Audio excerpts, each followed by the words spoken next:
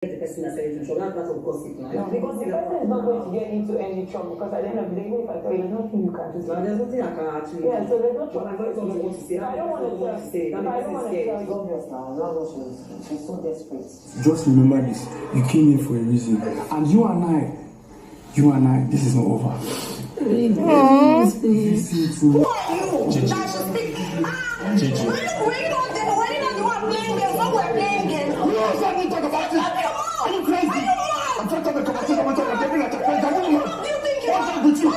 Adekunle, calm down, no.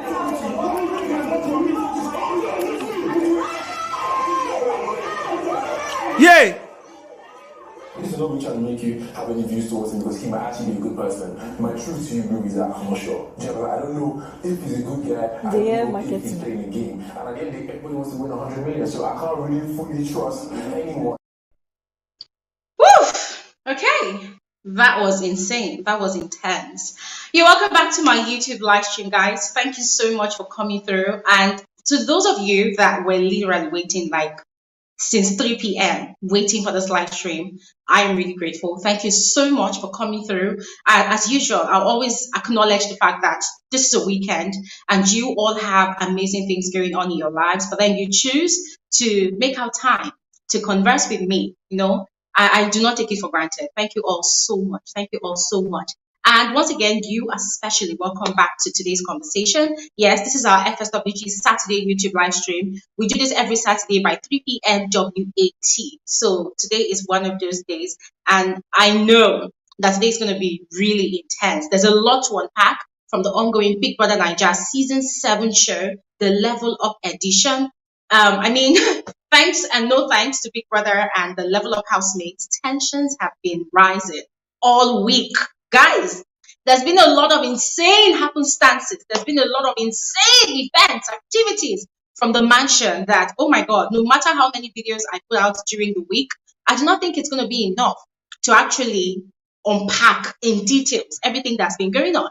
And so that's why we're having this kind of conversation today, so that we can, you know, go into the details, the nitty-gritty of all of this. And of course, I would love to hear from all of you because I can see that over time, the comment section is never enough to pack all your sentiments. There are those of you that have been sending me DMs over the week. Glory, I cannot wait to banter. I cannot wait to explode. Don't worry, we're going to do all of that today. All right. So let me just quickly introduce myself to you all. My name is Bbnaija. Yes, this is Frankly Speaking with Glory. I am the girl with the tea. I will always add that part because there's no tea without Bbnaija, and there's no Bbnaija without some tea.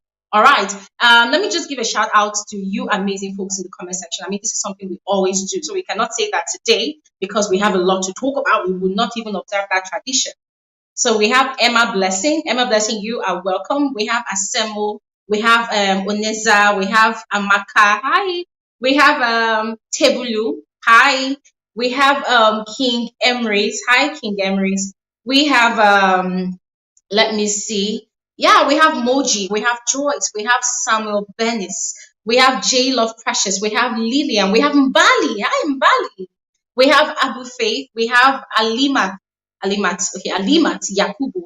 We have Matthew. We have Alvin. Nice to meet all of you amazing folks. We have Nkeng. We have Laureen. We have Mercy. We have Judith. We have Edwin. If I do not mention your name, it doesn't make you less important. But once again, I want to express my sincerest gratitude to all of you for joining today's conversation. So I'm just going to go ahead and highlight what we're going to be discussing today, okay? So that we have direction in today's conversation.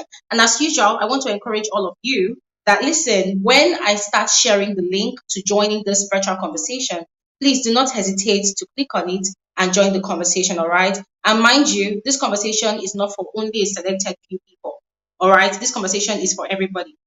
So, yeah, as I always say, this conversation is not for only a selected few, it's for everybody, all right? So feel free to click on the link and express yourself when I begin to share the link.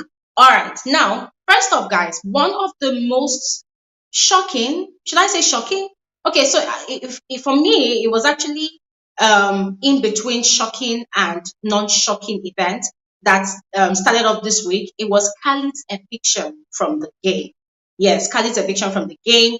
And I mean, a lot of people were really excited, a lot of people were really sad. But the first reaction that I personally perceived from the viewing audience was that feeling of relief, that feeling of happiness, that feeling of excitement. And the reason people were pretty much excited is because, of course, you know about his kind of intense relationship with Daniela from the level 2 house. Yeah, let me see your comments. Oh, yes. Okay. So it was because of his intense relationship with Daniela from the level 2 house. People were not really comfortable with that level of expression that those two people were actually displaying on the show. I mean, they just started off with their relationship, let's say on a Saturday night, and before we knew it, they had started shagging or doing whatever beneath the sheets. And it's quite interesting that Khalid had his media rounds this week, and he kept on saying that it was actually aggressive kissing. Okay. Okay. Aggressive kissing. And it made me want to think about it. It made me want to talk about it. It made me want to analyze it. But then I felt like, you know what? There's no point. I mean, us, the viewers, we saw what we saw, right? We saw what we saw. So it's quite typical. It's quite typical of these Bbnaija housemates, right? When they are inside the house, they live their truth, they do whatever they want to do. And then when they come out and realize that viewing audience did not really gravitate towards their excesses, they start looking for heavy grammatical words to pop their actions. I mean, the first time we heard of aggressive cuddling was from the lockdown season of Big Brother Naija. That's 2020, when we had Katrina, who is actually married with a child, aggressively cuddling or whatever, just basically shacking. Like, she literally knocked the guy. She and the guy, they had sex. They did stuff that adult people do. Yes, I mean, they did what they did. And then after she was evicted, she came out of the house. During her media round, she said it was actually aggressive cuddling. And then Praise was evicted some weeks later, and he also had his own media rounds. And it was very obvious that he had conversations with Katrina, and they probably agreed, probably their PR teams agreed that, you know what, just say it's aggressive cuddling, that there's nothing to it. And then they came out and both of them started singing the same tune, aggressive cuddling. And then guess what? During the reunion, what did we hear? Oh, your penis is so small. Oh, you are a 20 seconds man. I said, 20 seconds. That thing that we saw on TV, it was very intense. It was more than 20 seconds, sis. So own up your shit. So that was the first time we heard of the term aggressive cuddling. And guys, in my entire life as an adult, I've never heard of such, but then I heard it on this show. Once again, we are hearing aggressive kissing. I have never heard of the term aggressive kissing. You know, and that has been what Khalid has been saying in all of his media rounds. But then, hey, who are we to judge, right? But at the end of the day, the truth still remains, and the fact still remains that we saw what we saw. As far as I'm concerned, people do not kiss with the things in between their legs, right? Yeah. And if people were going to kiss aggressively, why do they have to wrap themselves like birthday presents beneath the sheets? Doesn't really make sense at all. But anyways, guys, it was a very, very heartbreaking eviction for Khalid and also for Daniela. However, guys, I don't know many of you have noticed the transformation in Daniela's personality this week.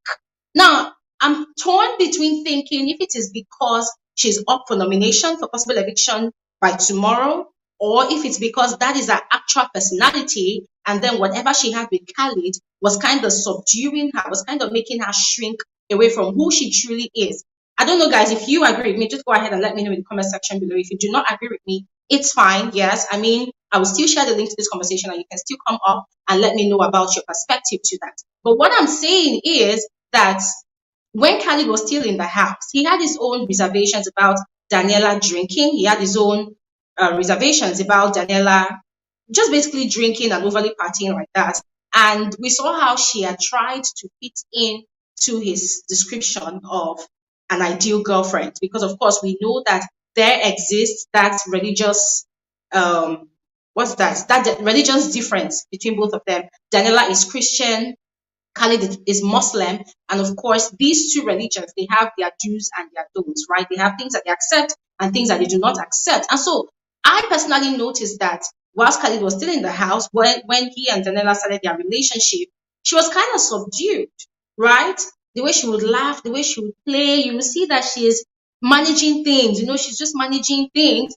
And then all of a sudden, after crying her eyes out on Sunday evening after the eviction show, and then on Monday morning after being all moody, from Monday evening, we started seeing an entirely new, brand new Daniela. Daniela is now more expressive. Daniela is now more vocal. She's now more daring. I mean, the way she dances in the house. I mean, she dances and she revels in her femininity, and I love it. And this is me saying that I love this new Daniela I am seeing. And to be very honest with you all, I truly wish that this is the same personality that we have been seeing from the week one of the show. But then let's see how it goes tomorrow with the live eviction. If she is not evicted, then we will know if she's going to recoil back to her shell or if she's going to continue with this brand new Daniela. Now, moving on away from the live eviction that happened on Sunday, another very explosive drama, another very explosive highlight of this week was the Sheggz and Adekunle's fight. Guys, I had done at least 2 videos talking about it, yes, and in one of my videos, I was very, very passionate when I was speaking on my video because I saw a lot of annoying tweets, annoying conversations online, that was just very, very irritating, and I had to call out those people. Yes, now these people, they are so hypocritical. They feel like, or rather, they are off the notion that, oh, it's a show at the end of the day. Yeah, Sheggz is playing his game. Adekunle is a gossip, and I'm like, okay, fine. If it's a show at the end of the day, then we should be able to maintain some level of neutrality when judging these matters. You cannot say that it's a show at the end of the day. Let players play their game, and then you are agending a negative narrative against a particular housemate simply because you feel like faith does not really stand a chance. So in order for you to buy sentimental votes, sentimental support, you now want to start agending a negative narrative about another housemate. Bbnaija is not going to stand for that. So I did several videos and I talked down against all of those things. But now let's refer back to the actual reason that fight happens between Sheggz and Adekunle. Now, people have been spreading the negative narrative that Adekunle is a terrible gossip. Adekunle is scared of Sheggz. Every time Adekunle is always talking about Sheggz behind his back, blah, blah, blah. And I'm like, okay, talking about gossips. How many housemates in the entire level up mansion does not talk to another housemate about another housemate? So you guys want to tell me that all this while that Sheggz has been in that house, he has never discussed Adekunle. I'm not even talking about other housemates now, but I'm talking about Adekunle himself. That Sheggz has never talked about Adekunle behind his back. And you see, this is the hypocrisy of it, or the double standards of it all. When Sheggz talks about Adekunle, what do people say? They say, oh, Sheggz is just speaking his mind. Sheggz is very, very blunt. Sheggz is very, very vocal. Sheggz is just being expressive. But then, because Adekunle is a very, very calm and collected individual, he has a very, very deep, rich baritone voice. He does not use the Ghana accent. So when he wants to speak, his words come out very, very calculated. He thinks before he talks. So when he speaks, and because he speaks in very, very low tones, which he has actually explained 1,000,001 times over on the show, that the reason why he speaks in low tone is because his voice is very loud. His voice is very loud, and when he is angry, his voice is louder than usual. And that is the reason why he speaks in low tones. So people just automatically concluded that, oh, whenever Adekunle is having conversations with anybody in the house, he is throwing jabs at Sheggz, is gossiping about Sheggz. And I'm wondering, like, I don't understand. Is Sheggz the air that Adekunle breathes in that house? Really? Really?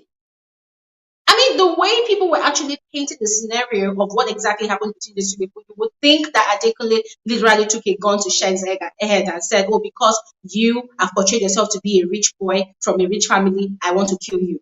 That is insane. That is insane. Now, I said it before in my previous videos, and I'm going to say it again. Right from the very first week of these housemates being in the house, Adekunle has always admired Sheggz. And because of that mere reason, his friends like Doyin, Allison, even Dotun, they had issues with Adekunle. Why? Because they felt like he was bootlicking Sheggz. They felt like he was supporting Sheggz in every single thing that Sheggz said. To the point that, guys, they had a roundtable conversation. And everybody on that table was against what Sheggz was saying. That was the conversation that Sheggz was talking about his ex-girlfriend. That Doyin was telling him that you sound like you still love the girl. I'm not sure about what you're doing with Bella. Adekunle on that table was completely agreeing with Sheggz. And that was the same day that Sheggz had pointed out that, Adekunle is interested in Bella. He had said it in a very malicious way that Adekunle is interested in Bella, blah, blah, blah. He knows that Adekunle can never get Bella, that kind of thing. You're coming at this guy. Yes, the guy said he likes Bella, but he's an ass man. So if he were to choose any girl in the house that he would love to pair with, it's definitely Chichi. Because Chichi has got the backside, and that is his spec. Bella is not his spec. But obviously, the fans, they choose to ignore all of these things. They choose to be biased. And then anybody that comes up with the fact, they want to pounce on that person. Now, what am I saying? Sheggz from the very first day, in fact, right from the onset, he has been very, very condescending. Yeah. The way he talks about Adekunle, he talks down on Adekunle, and Adekunle was not really reacting because according to Adekunle, he really admires Sheggz. The exposure that he does not really have, when he speaks with Sheggz, he feels like Sheggz has it. And that was why he was trying to foster that relationship between them. But obviously, Sheggz felt like, if anybody is genuinely trying to come at me, or come towards me to want to get to know me, then I don't trust that person. And then by himself, he created that animosity between himself and Adekunle. Yes. So, week 1, week 2, when Adekunle is having conversations about Sheggz, he's basically addressing the misconceptions that the fellow housemates have about him, that he's a kiss ass to Sheggz. Yes. He is basically trying to clear his name because everybody literally called him weak. He had a particular conversation with Allison, and Allison told him that even me that is your friend, even me that likes you, I feel like you are too weak when it comes to Sheggz matter. Everything Sheggz says, you are nodding your head and you are saying yes, you are agreeing. Oh, did you people see that part at all? Hell no. What the fans see and what they want to believe, or the narrative that we want to push out there, is that Adekunle is a hater of rich kids. Adekunle is trying to play the victim card. Adekunle is trying to act like, because Sheggz is from an influential background, Sheggz does not have any right to be on the show. Seriously? Now, let me put it this way to you all. Adekunle is the victim when it comes to him and Sheggz. Adekunle is not trying to play the victim card. Adekunle is the victim. And that just goes to show in the events that have been playing out this entire week. Sheggz saying that, the kind of person I am, Guys, I've said this before, now I'll say it again. Sheggz is playing a fantastic strategy. Yes, and I'll reveal the strategies to you. A lot of you have been watching the show, but some of you are still carried away with all the romance and all the blah, blah, blah thing. I will tell you the strategy that Sheggz is playing, and it will shock you. It's going to be a huge eye-opener. And I can tell you confidently the strategy that Sheggz is playing, because so far in this entire season, he has been the most, how do they call it? I think, he has been the most revealing housemate. He has been playing his strategy outrightly, and the way he is playing it, guys, oh my God. Now, the way he's playing his strategy, he's doing it excessively. He has sold out himself to be fake. I'm sorry, but I have to say it. He has sold out himself to be fake because of the way he's playing the strategy. But before I go into Sheggz strategy, still talking about the misconception and the agending negative narratives that Sheggz fans, Bella's fans are trying to spread, not even trying, they're already spreading about Adekunle and Doyin, of course, and any other housemate that is not in Sheggz camp. I don't know how many of you have been watching this entire week, but have you noticed that Sheggz has been dividing the level 1 house? Have you seen clearly that Sheggz has been dividing the house? He has been creating a gang. He has been ganging up certain housemates, poisoning their minds, making them feel like Adekunle is the villain. Adekunle is out to eliminate them from the show. Outrightly telling them. And then when he talks, and guys, let me tell you something. When you want to know people that are very, very manipulative and very strategic, when they are talking, they always play the game of comparison. I mean, Mandem, I had a conversation with Mandem. Mandem says that this, Mandem says that that. As for me, I'm the kind of person that I am very, very real. The people that like me, they know who I am. They know that I love Bella. They know that my emotions are real. They know that my feelings are real. See, I'm a London boy, Guys, tell me you've not been hearing that kind of conversation. We want to hear people that are very manipulative speaking. As I said, they play the game of comparison a lot. They compare. And in the midst of that comparison, you will never hear them talk about their flaw. Guys, have you ever heard Sheggz talking about his flaws? Hell no. But when he's speaking about other people, he's very, very open and very, very quick to pointing out their flaws. And this is not me saying that Adekunle is innocent. Hell no. Adekunle is also playing his strategy. As a matter of fact, there's no housemate that comes into the Big Brother show that does not come with a strategy. Anybody that tells you, oh, I just came to be myself, they are crazy. Anybody that comes and tells you, oh, I'm just being myself, they're freaking lying. And if you are buying it as a fan, then I'm sorry, it means that if they tell you that horses can fly in the air, then you will definitely buy it hook, line, and sinker, period. If any housemate that comes onto a show like Big Brother comes to come and be bragging every time, oh my God, I'm just being myself. Oh my God, this is the way I behave in my daily activity, in my real life. Ogbeni, they can sell you for 50 kobo in this Nigeria or anywhere you're based. They tell you they are being themselves. Let me ask you a question. Oh, the things that you see these housemates doing on the show now, do you think that on a normal day, that's how they behave? Craving for attention, looking for highlights, wanting to prove themselves at every point in time. Which human being in this real life will be actively trying to get attention the way these housemates are doing it? And guys, there's absolutely nothing wrong about it. Because at the end of the day, the show is not just an entertainment show. It is a competition. They are out to compete for 100 million. So there's absolutely nothing wrong in them taking up new personalities, in them acting like what they are not, in them, pretending to be what they are not, in them even lying. There's absolutely nothing wrong. I, Bbnaija, I do not have any issues about it whatsoever. But where I do have a problem is when a housemate decides to play the game of spreading dirty narratives about another housemate just to sabotage the other housemate's strategy. Trust me, I will take it upon myself and I will expose that housemate to the fullest. And that is exactly what Sheggz and Bella and Chichi are doing at the moment. Yes. And the annoying part of it all, these people that are talking, they are the airheads of level 1. When it comes to task, they will talk.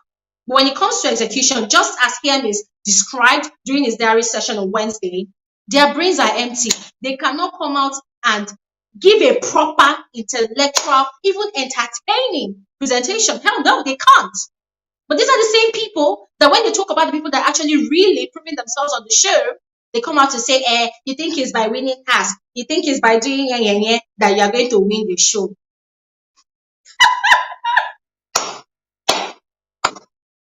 Ladies and gentlemen, we're talking about the Sheggz and Adekunle's fight, but I'm not going to dwell too much on it because I'm sure that a lot of you have a lot that you want to share. All right, so I'm just going to quickly move. Oh, before I even move on, guys, no, I shouldn't be too hasty to move on. I want to point out another thing to all of you.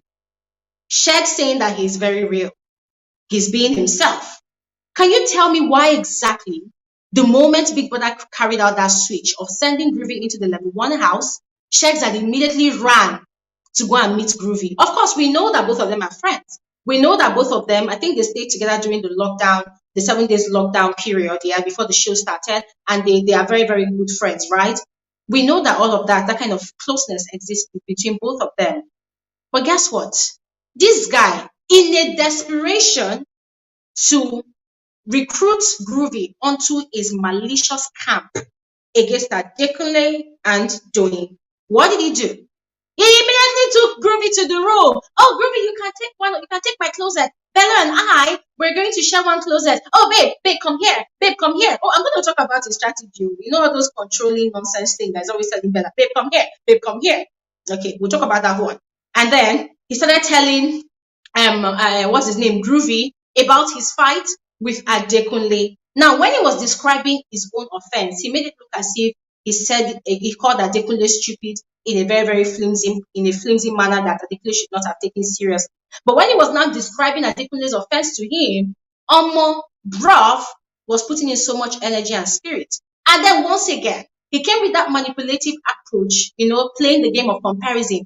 That I'm not saying that he's a bad man, but, you can, definitely get to know him by yourself. But me, I'm just saying, that I do not trust him more. That kind of thing. I said on my previous video that if you have a friend or you know anybody that's a psychologist, tell them to help you analyze Sheggz's personality.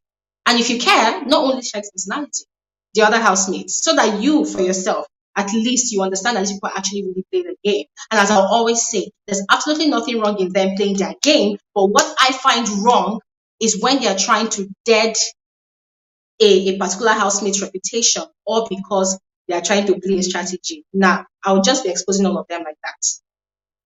So why would he do that? If really he was being himself, he was scared. He knew that Groovy has a mind of his own. He knew that Groovy, there's nothing, absolutely nothing that you're going to tell to Groovy that's going to make him, inherit your beef with another person. So he was trying his luck. And guess what? It did not work. Because Groovy only paid attention, but then he moved away. But quickly, let's move on to, still on the Sheggz and Adekunle and Dwayne's matter. Let's quickly move on to Chichi and Adekunle's altercation last night. Guys, I did my video again, as usual, and I mentioned that Chichi's accusation of Adekunle is baseless. The only way I personally is going to accept what she's saying as the truth is if Kayode decides, maybe on one of those their highlights that they post on their website, maybe Kayode just decides to play that clip. Because Chichi was accusing Adekunle of being against a relationship with Deji. And I'm like, even the relationship that Chichi is talking about, there was never a day that Adekunle, rather Deji, even acknowledged that relationship. There was never a day, because Jude was being careful about his secret mission, about his existence as a fake housemate in that house. So fine, I understand she was very, very emotionally perturbed, but then come and attack Adekunle like that, to be very honest, all of that noise that she was making, it was noise. And it just went to show that, indeed, Chichi has issues with comprehension. Because Adekunle was asking now, okay, what exactly did you hear? Are you sure I said it? Oh yeah, anybody else that heard me say it, called the person. She said, I heard it, you said it. And then she was throwing insult at this man, unprovoked.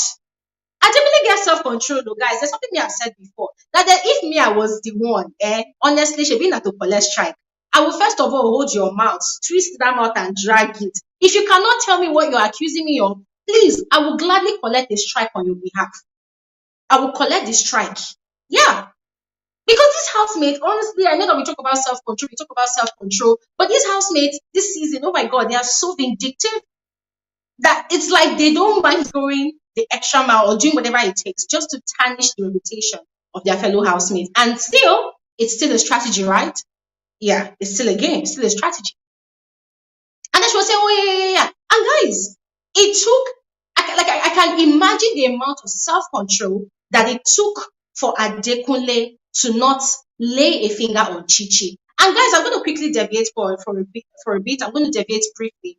I saw online some people, saying that, oh, Adekunle is violent. Why will he charge a Chichi like that? He has the tendency to be a woman beater. Nye. Ladies and gentlemen, let me ask you a question. For those of you that are forming gender equality and gender whatever, let me ask you a question. So it was okay for Chichi to start insulting Adekunle unprovoked. Was it? Was it okay for Chichi to start raising her voice at Adekunle unprovoked? Please answer, please let me know in the comment section. Was it okay for Chichi to start using very, very malicious, derogatory terms to describe Adekunle? And guys, did those people talking, did they even watch that scenario play out at all from the start? Adekunle was lying in bed. Chichi was in the living room. She left. She went to the room where Adekunle was. I said, come and eat the rice, sir. Let him check you. Chibi, you're not a lover of good things. Idiot. Blah, blah, blah, blah. She was insulting. After insulting, she left.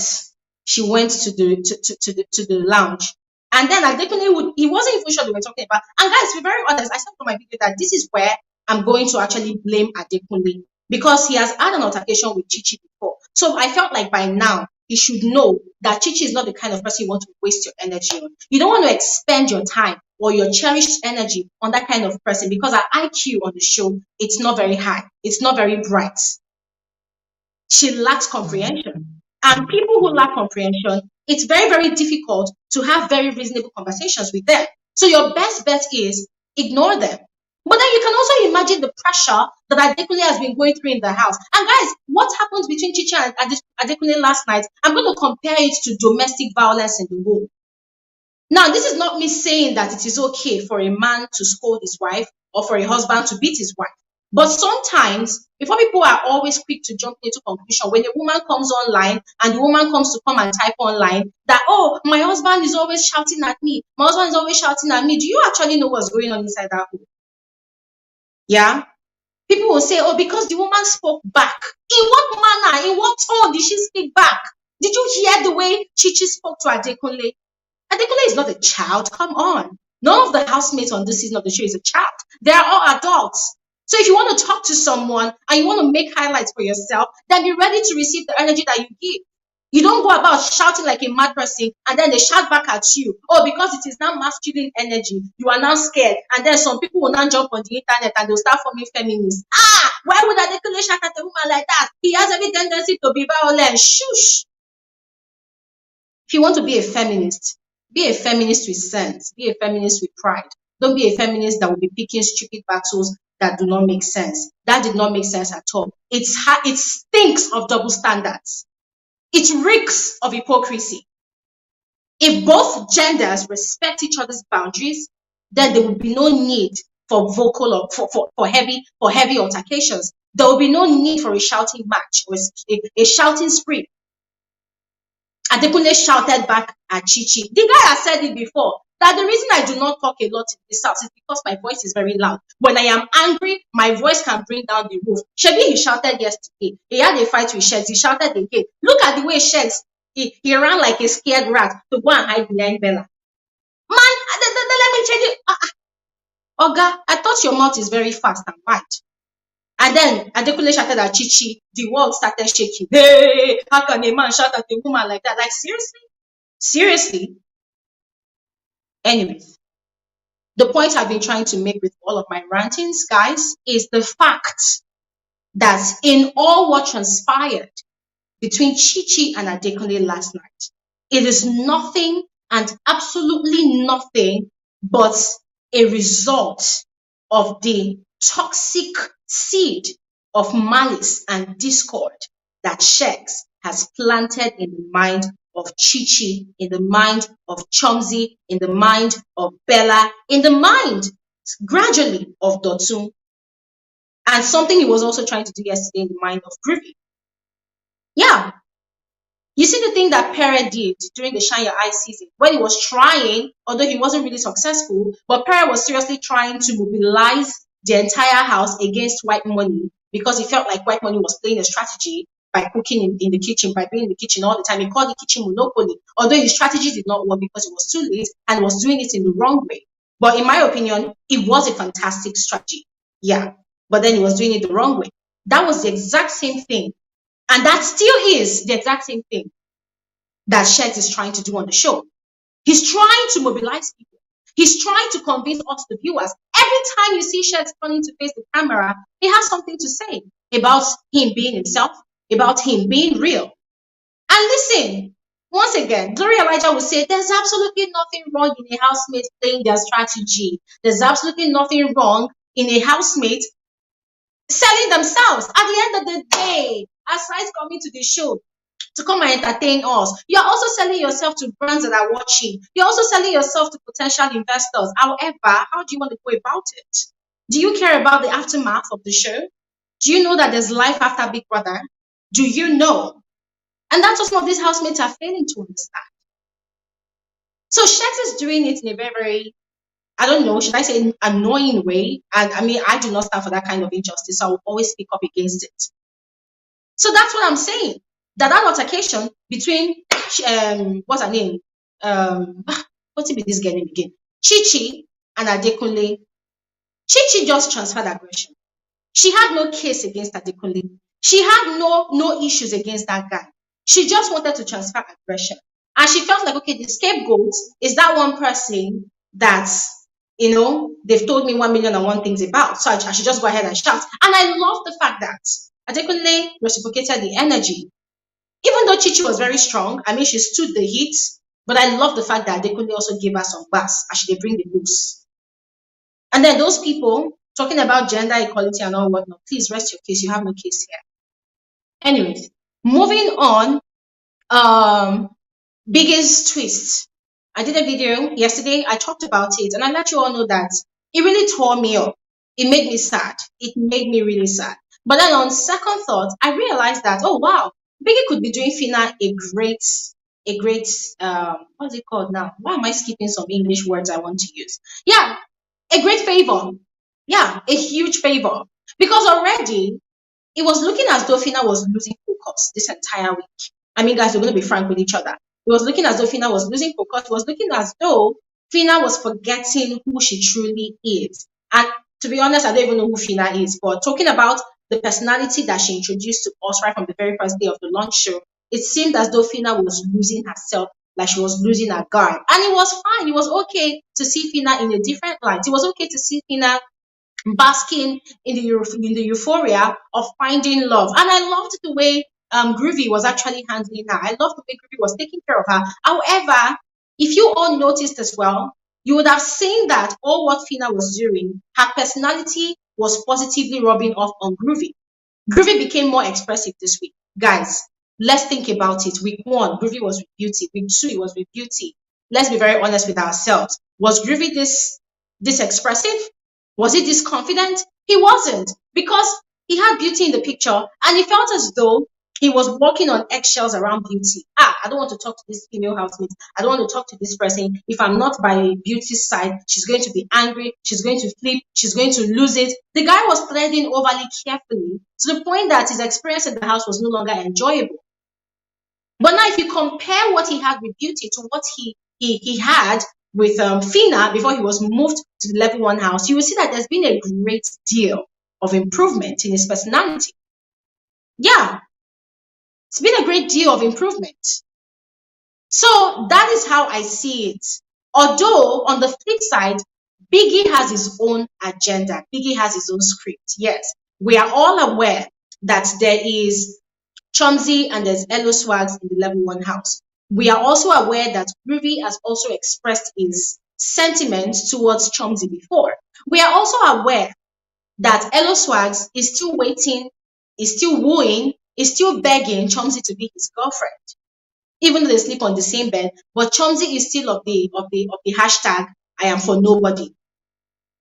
So I felt like, okay, maybe people are just trying to create more drama by sending Groovy to that house. But then the question is, how long will it last? Because we've seen information on the African Magic's website that I think tomorrow that the house might be merged. I also saw a particular information somewhere that says that the second extra view channel will be taken away. So moving forward from probably Sunday night or Monday morning, we're only going to now reset back to the old system of watching the show from one channel. All of these information guides, they are not really speculations here, if I do say so myself, but I've seen them from legit sources. So we'll just have to wait and see tomorrow how it goes. All right. Now, let me put this disclaimer out there. This is not me saying that Big Brother is switching the game in favor of phyna. It's going to sound like Big Brother is favoring phyna. Yeah, because a lot of people are very funny. People like twisting whatever people say on this platform. So I'm not saying any of those things. What I'm saying that this is my perception. This is the way I calculated the game. And the way I thought about it, it actually makes a lot of sense to me. Okay? It makes a lot of sense to me. All right? So let's not take it too serious. It's not that deep. Now, moving on, last but not the least, the toxic gossip session that transpired last night. It wasn't even last night. It happened in the early hours of this morning, between the hours of, I think, 2 a.m. and 4 a.m. Guys, it lasted for, I think, 3 hours. Between Bella, Sheggz, Chichi, Chomzy. I did a 30-minute video about it. So I feel like I'll be repetitive if I start saying all what I said on that video again. But one word I'm going to use to describe each and every one of those people that played a role in that conversation. Number one, they are all airheads. Like their brain, it's as if their brain is shaking. They are not very smart people. That is what I concluded. And I'm glad that I'm not the only person that was of that perception by the time we were done with that conversation. Yeah, I'm glad I'm not the only person. A lot of people saw what I was seeing. Those people's Oh my God. Where is sense? Where is common sense? If we could just blow it into Biggie's house. Bella, oh my days. I never thought a day would come in the history of Big Brother when I would see a ship, a so-called viewer's favorite ship, where the couple involved are not really bright. I saw a combination of that last night in Sheggz and Bella. Bella talking about doing. What was Bella's bone of contention with doing? Guys, if you think about it, it was just very, very stupid. What was her bone of contention? Doing had a conversation with Groovy. They came out of the room. Before they even came out of the room, Bella was already getting restless. That, oh, there's a therapy session going on in that room. Chomzy, why are you not asleep? Chomzy was like, oh, she doesn't want to hear the noise, blah, blah, blah, blah. And then Bella was already getting agitated. And then when Doing and Groovy came out of the room, Bella was already upset. And then she had the audacity to be asking Doing, what were people talking about? What was the conversation about? Like, who the hell are you? For those of you that watched that conversation, did you smell the entitlement that was coming from those two people? Guys, that was what was making me mad. The entitlement, the audacity. And Doing really pissed me off last night, even though I gave her accolades. She really pissed me off. Who the hell is Bella and Sheggz? Who the hell are they? Who made them the class captain of the level 1 house? Who made them the ruler of the lord of our ruler of the level 1 house? The audacity of them asking you, what was the conversation about? How? Here, wait. Hold up a second. At my age, all in the name of a game, I had a conversation with somebody. Then another housemate will come and be asking me, what was the conversation about? And because I did not tell them what the conversation is about, they are now picking offense. As I always say, I will collect strike for your head. No! Doyin pissed me off. Doyin likes to shalaye a lot, but I love the fact that she scores valid points with her arguments, and that makes her a queen. Honestly, it makes her classy. It makes her a queen. It makes her more intelligent. It makes her more reasonable. It makes her even have more sense than them. But what was pissing me off was the fact that Doyin was entertaining their stupid questions. Imagine the audacity asking Doyin, what was the conversation about? Like, with so much authority. Yeah, what was the conversation about? I take concern now. Like, what's their business? And then they were now, because Doyin refused to tell them, they were now saying that, oh, it was a gossip. And then, what is giving Bella this, like, Bella is always sounding very delusional, to be very honest, because it's like when she wants to know something and she's not able to know it, she automatically concludes that, oh, all of you in this house, you be gossiping about Bella and Sheggz. Why am I always hearing my name in your mouth? Bella, nobody is calling your name in that house. Hey, God. Hey, all of you, you're always calling Bella's name. You're always calling. How? I actually love the fact that Doyin was, classily, calculatively responding to Bella. Bella was like, that means you people are afraid of me. Bella, who is afraid of you people? What exactly is Bella going to do?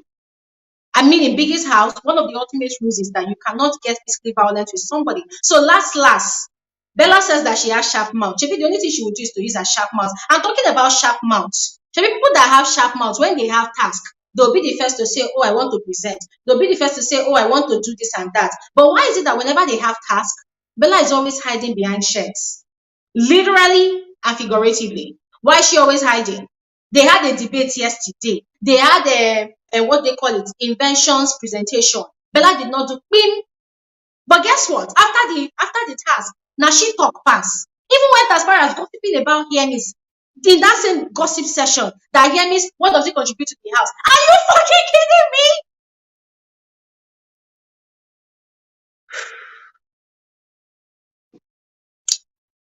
See, guys.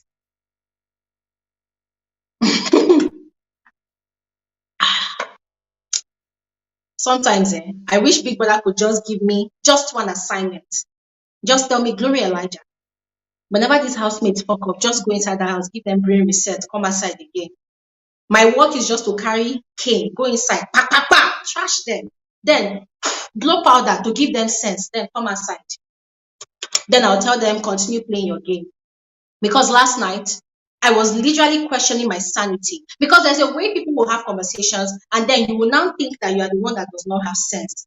Because those people, they are so shallow, they are so dense, They don't even have proper sense. You'll not be wondering that, am I the one that does not have sense? Guys, that conversation confused an entire population of the viewers of Big Brother Naija. People were confused. And then she was saying that, she was literally explaining the meaning of gossip. That, because if I talk to Sheggz is my person in this house. Whatever conversation we have, it does not mean we are gossiping and saying, But when Doyin is having conversations with Allison that is her bestie, or Dotun that is her bestie, then she's gossiping.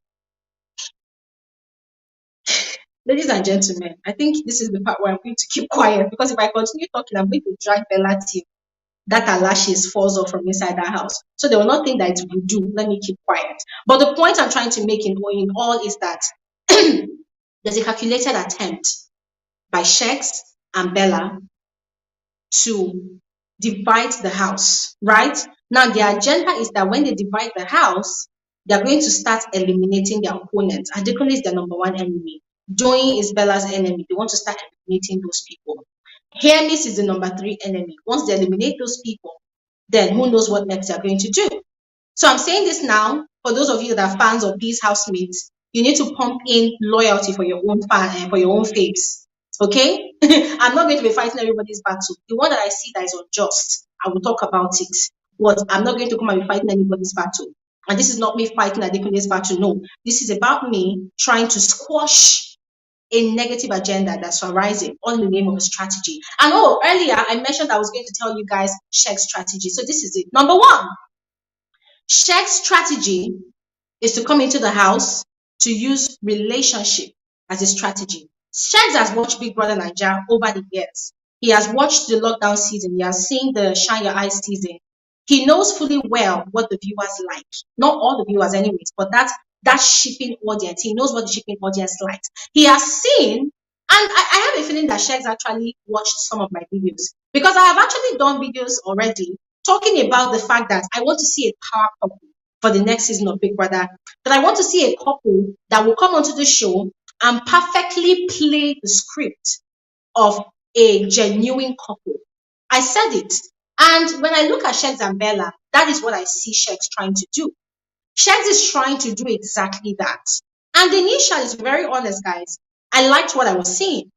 But now, he's now making it obvious via his numerous shalaying, his numerous capping, his numerous talking. He's now making it very obvious that he's actually using Bella as a pawn in the grand scheme of his strategy. And Bella, at the moment, in her mind, she's also playing a strategy, right? She wants to be a princess. She wants to be the Nengi of the house. But what she does not realize is that Nengi was actually very smart. Nengi was not just the pretty face. Nengi was smart. She was one of those housemates that also won a lot of tasks. Why? Because when it was time for her to mumu around with Ozo, she would mumu around. When it was time for her to execute tasks, Nengi was the first and the last head of house in the lockdown season, right? She was. So when it was time for Nengi to play her script, she would play her script. When it was time for her to engage in the task, she would definitely engage in the task. So Nengi, I feel like Bella is trying to come and play Erica's script. She's trying to come and play Nengi's script.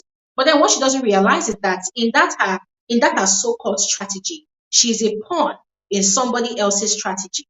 So that's exactly what Sheggz is doing. Number 2, Sheggz is trying to play the victim card. What exactly do I mean? You know all this I just got back guys, that feel like, typical Nigerian situation. Some Nigerians, they are actually victimizing him because he is a privileged child. So they are trying to pass on all their problems to him and tag him as the cause of their problem. That's the second script he's trying to play. And so in so doing, he has devised a method to start trying to spread a false narrative about Adekunle. And guys, I keep asking myself, to what end? Because let's say, for instance, now, he is successful with his strategy and then Adekunle gets evicted from the show. Who is he now going to start channeling that kind of negative energy to? Please tell me. Who? Nobody. Because nobody at the moment has been indulging him. So it means now he's going to have to channel that same negative narrative towards Hermes. Because when you compare him and Hermes, they are like opposites of two worlds. Yeah. And I said on my video before, and I'll say it again, Sheggz is playing a fantastic game, and he's so smart in playing his game because he was very, very smart enough to choose Bella. He came into the house, he saw Bella, And you realize that, okay, this girl, she has an attitude. But deep within that attitude, that's over the first 1 week where you were studying her, deep within that attitude, she's a softie. Promise her heaven and earth. Promise her that you're going to buy her Range Rover. Promise her you take her to Santorini for vacation. Promise her you're going to marry her. Promise her heaven and earth. Make reference to her family all the time. Make reference to her family. Oh, and Bella, your mom will not be happy with me. Play the perfect script of the lover boy. Play it to perfection. And you will buy this girl's loyalty 100%. And that was exactly what he did. And at the moment, Bella is smitten. As a matter of fact, the little sense that is remaining in Bella's head, it's like she doesn't care anymore. She just wants to be following this guy up and down. And that's exactly what she's doing. And that is why when you see Sheggz having conspiracy conversations with other housemates, where he's trying to instigate some negative narratives about certain housemates, you will just see the way he'll beckon on Bella. Babe, come here. Babes, come here. And Bella will come. She'll not like this. And Sheggz will now say, babes, tell them what we talked about. She'll now start downloading. Yeah, this person, this is what this person said about Sheggz. This is what this person said about Sheggz. Every damn time. And it gets me really ashamed for her. Every damn time. Babes, come here. She will just run and call. She's like, I'm like, Egbamiyo. Is it that this girl has never experienced love before in this degree? Oh, every time they're having conversations, what happens? When Sheggz sees that there are people around, guys, this thing I'm telling you today, watch. When he sees that there are people around, that's when you see him, you carry Bella's hand, babes. You carry her neck, babes. You carry her forehead, babes. You carry her back, babes. You carry, he will kiss and kiss and kiss when people are around. Why does he have to do that when people are around? Why can't he be that expressive in their privacy when people are not really watching? And he does it when he is in the midst of having conversations with his cohorts. It's like he's trying to prove that indeed he loves Bella. Babes, come here. Last night now, when they were having their gossip session, he changed it for Bella. He told Bella, are you crazy? And girl was like, what? And was like, oh no, I didn't mean it like that. I said, yeah, uncle. Uncle, your true colors are coming out. We are seeing you, sir. But I'm going to stop talking here right now, guys. I feel like I've actually said a lot. Yes.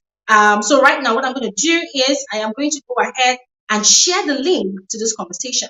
Okay. So if you want to express yourself, just go ahead and click on the link immediately. And please, let's do it this way, all right? Because today I'm trying as much as possible to allow a lot of people speak. So please, when you come on here to speak, you're only allowed 2 minutes. I beg you all, please. Okay, so that everybody that wants to express themselves will have the chance to express themselves, okay? I know that we all have a lot to say, but I'm begging, let's keep it short and simple so that as many people can speak, okay? So right now, I'm just going to go ahead and share the link. So just click on it right now and join this conversation. All right?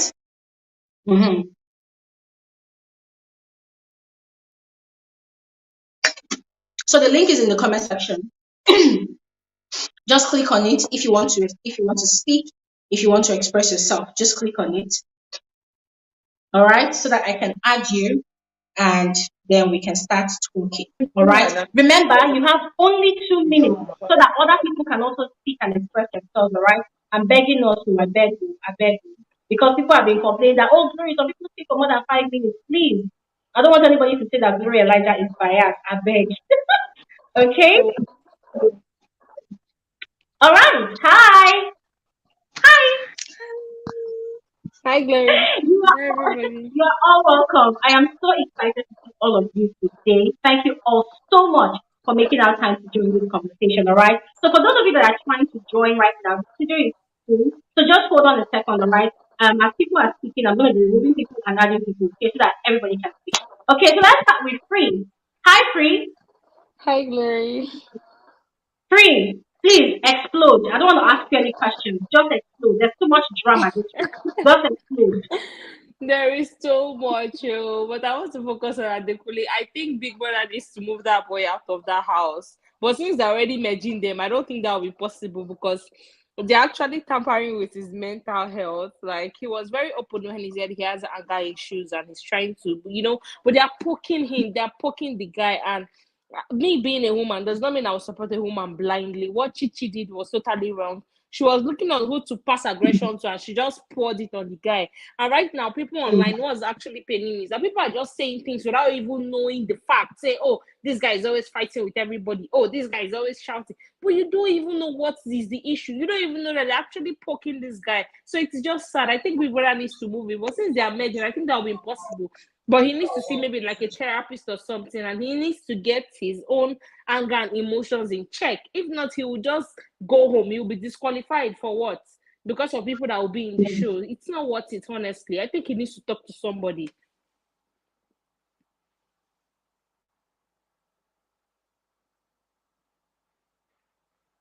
Yeah. Please go on, Free. So that's for Adekunle. For Bella and Sheggz, I don't think there's much to say because they are not even worth the time. It's obvious that the relationship is fake. They're not even worth the energy of anybody that is looking at them and saying, "Oh, couple goals." Trust me, you don't know what couple goals is. You need to go and get yourself checked. They are not couple goals at all. The boy is plainly using Bella. Bella herself, she's badly behaved. She needs to as in unlearn and learn a lot of things. She doesn't know how to talk. She doesn't know how to communicate. She's very rude. And if Sheggz was not even in the picture in that house, I don't know how she'll be coping going forward because she will just be secluded. Maybe she came in thinking, oh, she's Thatcher. She's going to stand on her own, But Thatcher was not all over the place. It's only when they poke her that she'll actually respond. But she's rude for no reason. She's condescending. She doesn't know how to talk. And people are always defending it. Oh, she's a last one. She's a last one. Don't say that. I have a last one at home. She does not talk like that. She dares not talk to anybody the way Bella talks to anybody. I will slap her mouth. So people should stop defending it with, oh, she's a last born, she's a rich kid. No, what is bad is bad. Call it out. If you like somebody, it does not mean that when that person is being wrong, you actually defend their BS. That is not being a favor, stand favor, whatever. It is you just being delusional and you're deceiving yourself. Just like what phyna is doing. She's losing herself. I actually like the girl. She has potential. But she's losing herself in this whole groovy thing. And I'm glad they separated them. Because if she continues like this, maybe she'll turn to another beauty. She's becoming obsessive over the guy. So it's good that she's on her own. Let her focus on the game. Let's call a spade and not a farming tool. Thank you. Thank you so much, Free. I particularly love what you said about Adekunle, having reign over his emotions. That guy, even though he's always putting his hands on his side or behind his back when he's venting, my fear for him is that one day he can get impulsive and before you know it, boom, he will slap us in Peking and say, we'll carry your bag to the house. So we're just hoping and praying that his parents' prayers are going to be working on his head, that he does not lose it one day, and lash it out on somebody violently. Thank you so much, Free. Okay, let me quickly move on to Tina. Hi, Tina. Hello, hi, good afternoon. You Hi. are welcome to today's conversation. Welcome.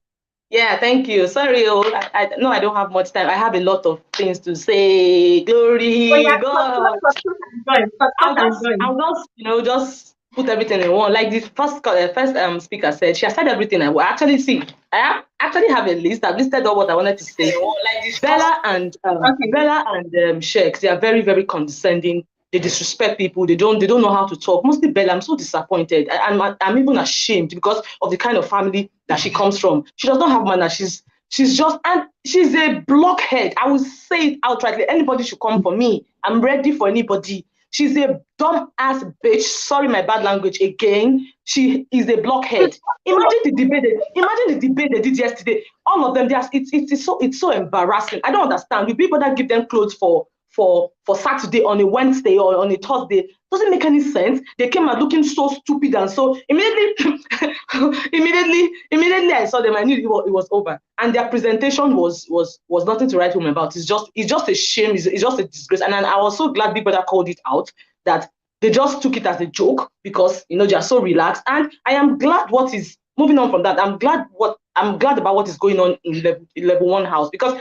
I have said this thing from the beginning. When Adekunle came into their house, I really liked him because I felt it was really, really mature. But he has become something else. Maybe because I think the house, when you're in that house, it does something to you. You just, act out. And Adekunle gossips a lot. Let's just call a spade a spade. I like him, but he gossips too much. That is the more reason I just started disliking him. He talks about, and sometimes he can be condescending too. So now he's getting bad buzz from Sheggz. And if you remember in the beginning, the first time the first week or the second week that we had this conversation, I told you guys that this housemate, they would like call it, is fear, or I don't know, because it's not respect, it's fear. They fear Bella and Sheggz very, very, very well because of they've given them so much chance to talk the bullshit they want to say, give us so much shalaye, the full basket. Oh, Benny, your papa rich. I wish you all the best, but don't come here and become a shalaye things when no make sense to me. And I liked it when he gave it to Sheggz because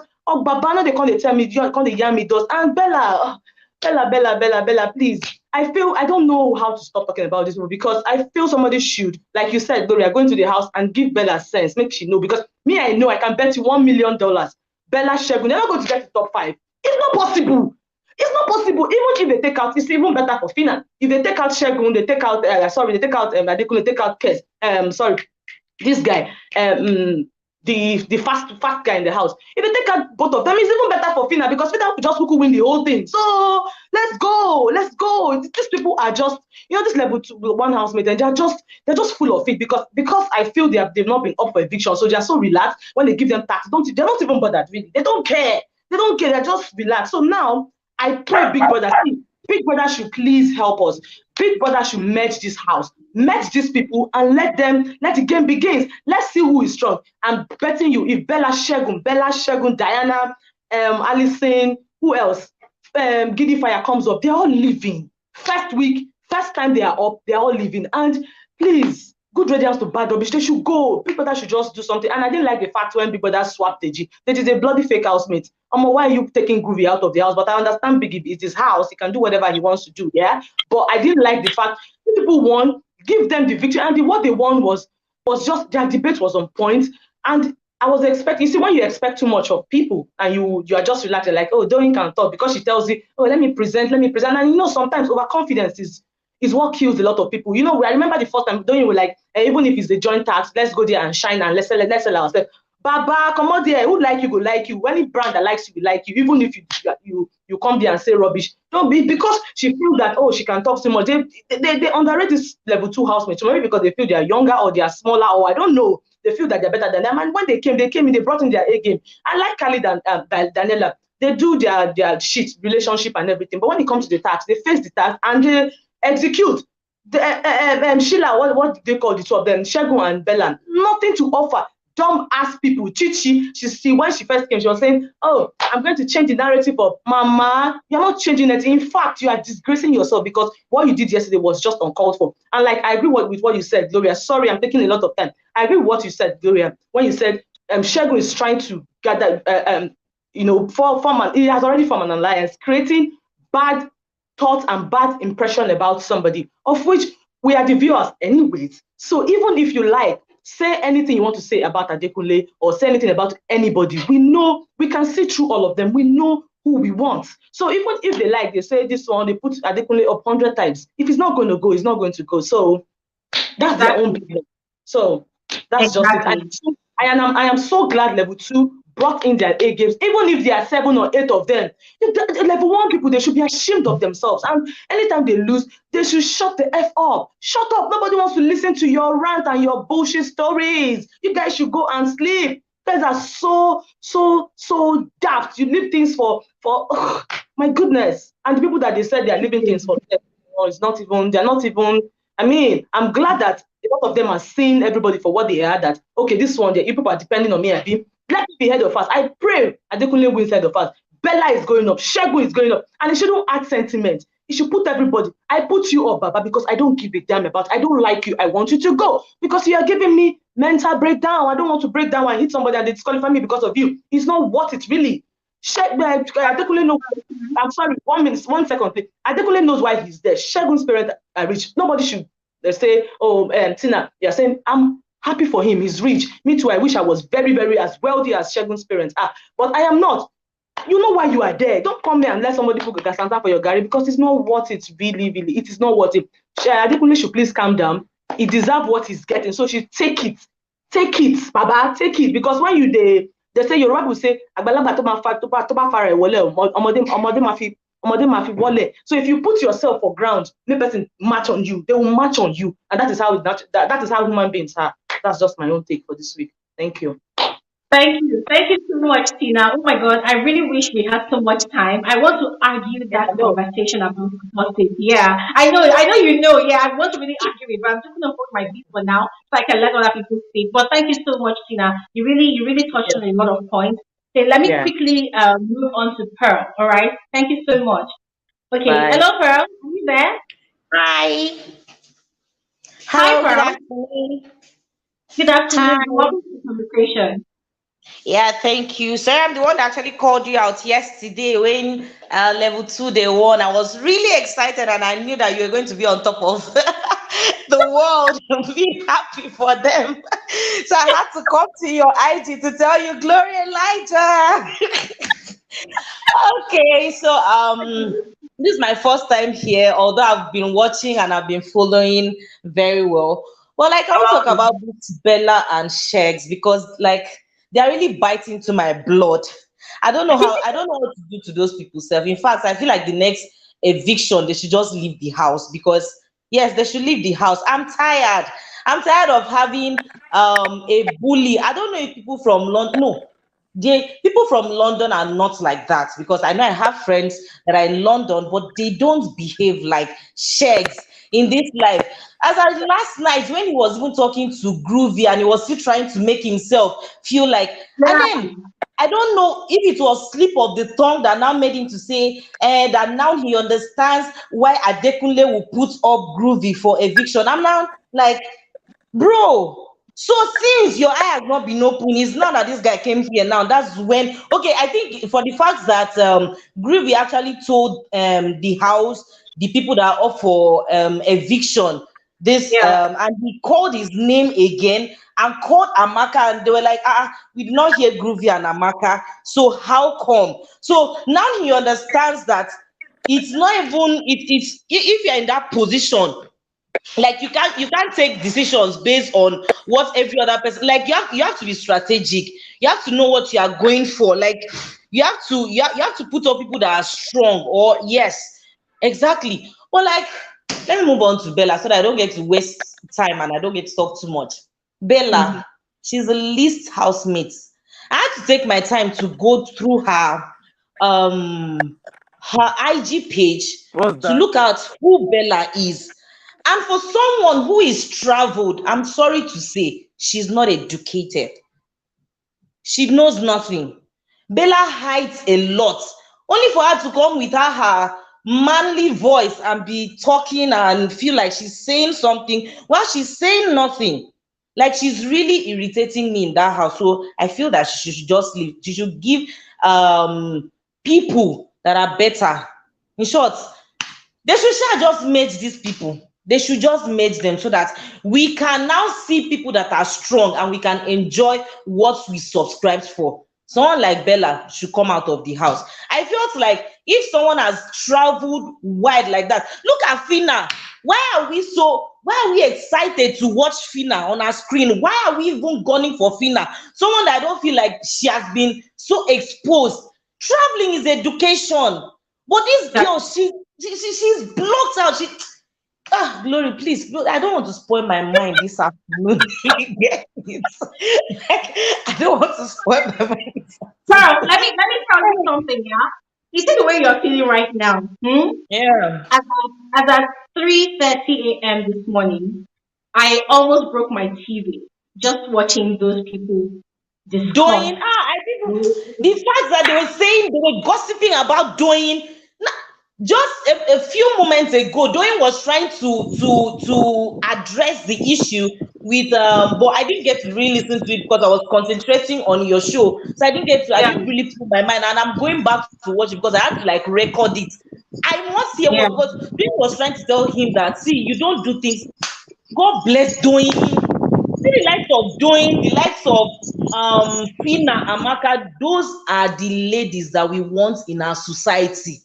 Please, Bella should take a bow from that place. Thank you very Thank much. you so much, Pearl. Thank you so much. Bye. Bye. Okay, let's quickly move on to Fifi. Hi, Fifi. Hi, Gloria. How are you? I'm fine. Nice to have you on here. Nice to be back as always. I have a lot this weekend. Yes, Feel dear. the tea. Feel the tea. Oh, dear. The tea is so much. First of all, let me first do to Adekunle. My dear. I was like, the day before I was on one of the channels and someone had posted something like Adekunle being provoked. And then I said, I can't wait for Adekunle to grow a spine and come back at Sheggz. The day I mentioned it, that fight happened, and I was among the happiest people. I was like, now finally, Adekunle, where have you been? Eh?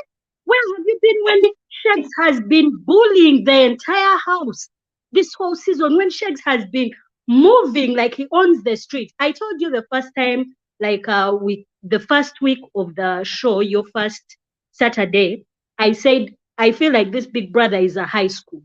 It should have been dubbed high school edition. Yeah. And every week, these housemates prove my theory.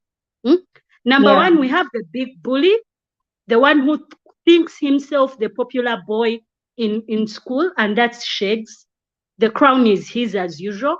And then Bella, the damn blonde. That, of course, it feels important simply because the cool boy in school has given her attention. Now, quickly coming to Bella Gloria, I feel like Bella's strategy ended on that live show when they entered the house. Her introduction, all that, when she entered the house, her strategy was her attitude. Because if you saw the next person who entered the house tried to be warm to this girl, and this girl was giving attitude like as if she was smelling something foul in the room. So I feel like that was her strategy to cover up her lack of sense, I would call it. I don't want to use strong language. So now when Sheggz came in and showed her that attention, chasing her and her playing the hard game, after that all ceased, that's where Bella's strategy ceased. As we speak, Bella is a minion. She's a puppet. And I feel like her fans should carry out a burial, a funeral service for Bella, because Bella's character, Bella's personality is dead and gone. The person we now see is an incarnate of Sheggz and whatever he wants to do with her. That's how I feel about those two. Other than that, in my country's terms, twakowa, which means we are tired of those two. We are tired of Bella and Sheggz. Then I would like to now speak to more positive things. The task yesterday, I was so proud. I was so happy with level 2 housemates. The way they dressed up, the way they presented. Oh my God, we are here wasting our time talking about useless Bella and Sheggz when we should be talking about Daniela and her presentation. Her mind, her creativity, her innovation, something that could actually help us as a people for once, something that could give Africans what to talk about, what to think about. The girl hit the nail on the head, talking about albinism, finding this creative innovation that could help our poor brothers and sisters who are suffering from this albinism. Now, I come from East Africa, where majorly, I'm from Uganda, but in Tanzania, there are a lot of albinos, and these guys are targets for witchcraft. People believe that if you kill an albino, take their blood, or that you get that whole backward sentiment. Now, what Daniela did yesterday was bring to light things that Africans tend to, passively not talk about. So I will give her kudos for that. My dear people, if you're here, please clap. A round of applause to that girl for what she did yesterday. And then level 1 housemates, as usual, they didn't understand the assignment. They think Biggie gave them clothes for them to add to their collection. We already know they don't have clothes, but come on. Biggie gives you clothes, put those clothes on. What were they thinking? So I was disappointed with them, honestly, but I was happy that, of course, level 2 stepped up. About the switch, I was happy. I was happy for the switch, mainly because I felt like Phyna, for once, should now open her eyes and play her game. But then also, I was happy for Groovy because I wanted to see who Groovy is on his own, aside woman. You've been chasing, you've been, what, not chasing, you've been connected with a woman since this show started. For once, show us the real Groovy. The one that I saw whose audition video, that Groovy was impressive. So that's the Groovy I want to see. I've only seen him in terms of what he said about not liking, like he doesn't like confrontation, he doesn't like being around toxic people. And when I found out about that, I was happy because yesterday when Sheggz was giving him that whole download of him picking a side, because now, you know, it's all about picking a side. You're either Team Sheggz or Team Wrong. I mean, Sheggz is right. Aside from Sheggz, the rest are wrong. So while that was happening, I was at least proud of Groovy for proving his what he said about himself and not, you know, cheerleading Sheggz on. Other than that, thank you so much, Glory. Thanks so much for always delivering on this analysis, for always being impartial and saying it as it is. We love you for that. Thank you so much, Fifi. You are a gem. Thank you so much. And listen, I want to really appreciate you for talking about the housemates task of last night. I mean, Biggie's twist completely threw everybody in a mixed emotional, you know, box. Like everyone was just out of their senses for a second. 1 minute we were superly excited, and you know, we all felt victorious. That wow, you know, a deserved victory went for the level 2 housemate. And then before we knew it, a very, very sad twist of Big Brother switching Groovy from the level. So it was just crazy, guys. It was just crazy. But thank you so much for giving them their flowers. They really deserved it. They really did. I was really rooting for the level 2 housemate. I'm not going to even lie about it. I was rooting for them. I wanted them to win because their preparation level was simply the best. They were very intentional about the task. And for them, it wasn't even about winning the task. It was about the way their ideas came out pouring, and they were really eager to show, you know, their creatives and their innovation. So thank you so much, Fifi. Let me quickly move on to Latricia. All right, bye. Hi, Latricia. Hi, Glory. How are you? I'm fine. You are welcome. Thank you. Latricia, And hi I want to. Yeah. So you sent me a message during the week. I knew you had a lot to say. So let me just hear from you quickly. Yes, let me make use of my 2 minutes. Glory, let me first start by saying congratulations to the winners of the task during the week, but then and also say I am proud of Doyin. Doyin is representing the women of Africa in that house, the whole house, both levels. I like the way she is presenting herself and for the fact that she can stand her ground even if she's standing alone. I like that. For what she believes in, what she thinks is right, I like it. She reminds me of Winnie Mandela. No matter if your man is out or whatever, but then she stands for her ground and for what is right. And I like it because she is shaking Sheggz's ground. She is the only female who can stand up to Sheggz and tell him that you are wrong and I'm not on your side and I will never be. I like her for that and I will always say it. I wish she could hear this and say, girl, keep it up. You are going far with that attitude. And also, I want to talk about Phyna. Phyna and Groovy, it was so sad to see the twist. I love Groovy. I voted for him. I love that boy. And I liked him also when he was with Beauty. But then Phyna, I like her as well. But then I did not like the manner, how she moved into a relationship with Groovy. I'm not disputing their relationship. But then as a girl, and considering the fact that Beauty went out of the house being disqualified, yes, it's nobody's responsibility. She made a mistake for herself. She must stand for it.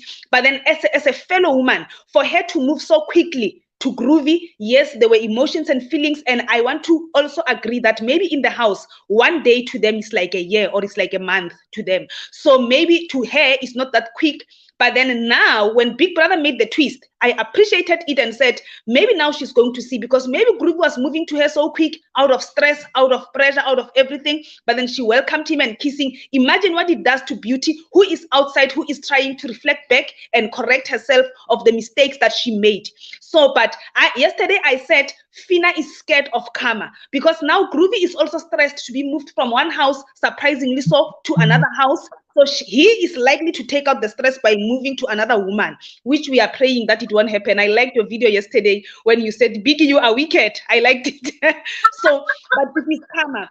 It is karma that is happening to phyna. Phyna is a nice girl. I like her, but what she did with moving so quick to Groovy, it was uncalled for.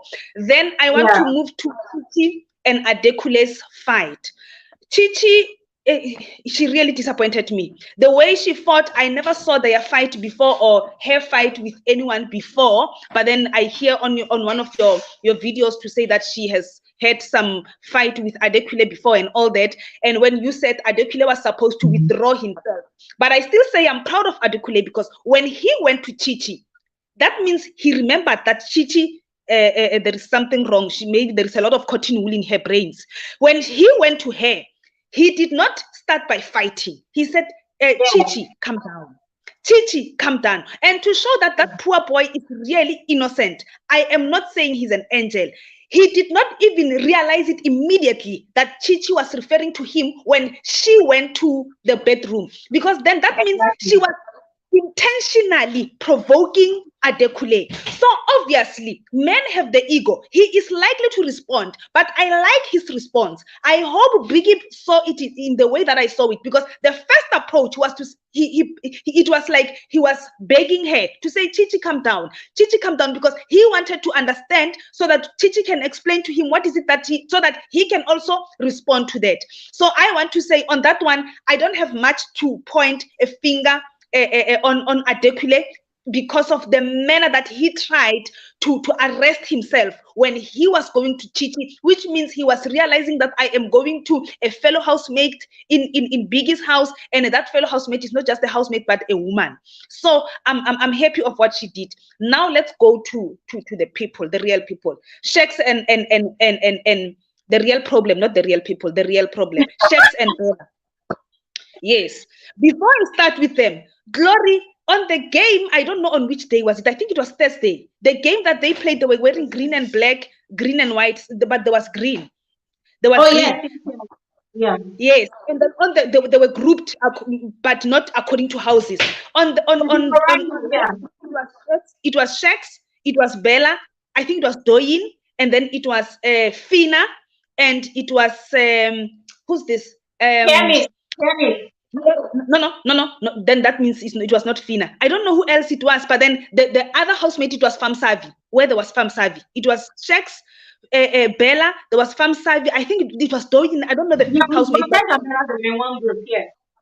Yes, if you could see how that boy was, how they closed the door on Famsavi, the level 1 housemate. They were talking as three, and even Bella was even turning her back. Please go back to that one. If you have a catch up, go back to that one and see the first 3 questions. He was trying to talk, but then they were not even looking at him. Bella was looking. I think it was Bella. Then it was Sheggz. Then Doyin was on the far left. Then they were just talking. It was the 3 of them until when I think finally he withdrew and he was just standing there. I want to say, I'm not saying he had all the right answers, but then they had to engage him. That is the purpose of Big Brother making them a team, for them to engage together and come up with one answer, agreeing, and then take it up, so that whatever wrong answer comes, because it affects all of them. I was not happy with it. I thought Big Brother, when he was going to address all of them, he was going to say something about teamwork and all those things. I did not see it there, but then what I realized is that Sheggz and Bella are the 2 people that they are weird, but weird in a negative way. They are not good to be in that house because they are manipulative and they can work on a person's brain, and the housemate's mental health. I think it's important to Big Brother. He must look into that. I'm not saying they must go, but something has to be addressed. And then moving on, Bella and Sheggz again. I think Bella needs help as well. The way Sheggz spoke to him, I think it was last night. Bella, I'm telling you, she's captured that girl. And a manipulator, a man who is a manipulator, I'm being factual now. A man who is a manipulator, who is abusive, we are not talking about someone who is going to beat you up or who is going to deny you your rights as a wife or as a girlfriend, but also they can manipulate psychologically, yes. That guy, I'm proudly going to say it and I can stand for it in whatever highest court.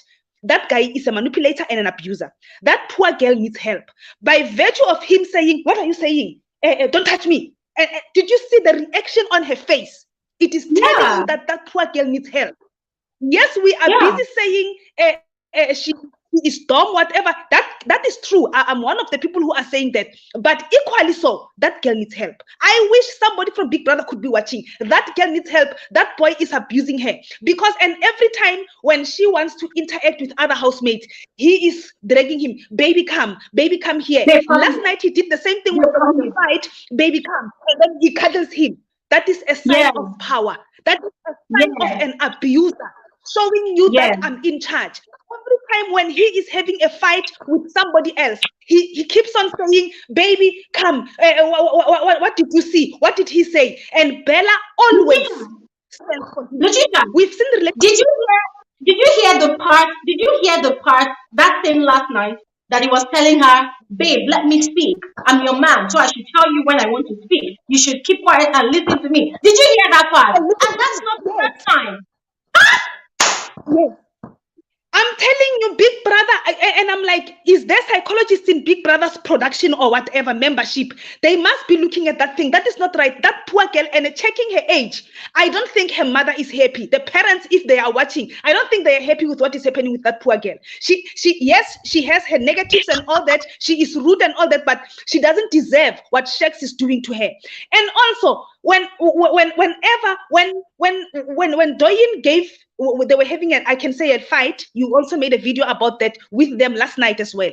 Doyin withdrew, gave them, she gave them her word and a full stop, and she left to her bedroom. When she withdrew and left to her bedroom, this Musafa, the real Musafa will go to other lions, male lions, and attack them. This Musafa Sheggz, he is now she's making a friendship veil with females. Why is she not ganging up with men to show that he's a real man? He is a Musafa, he is the boss.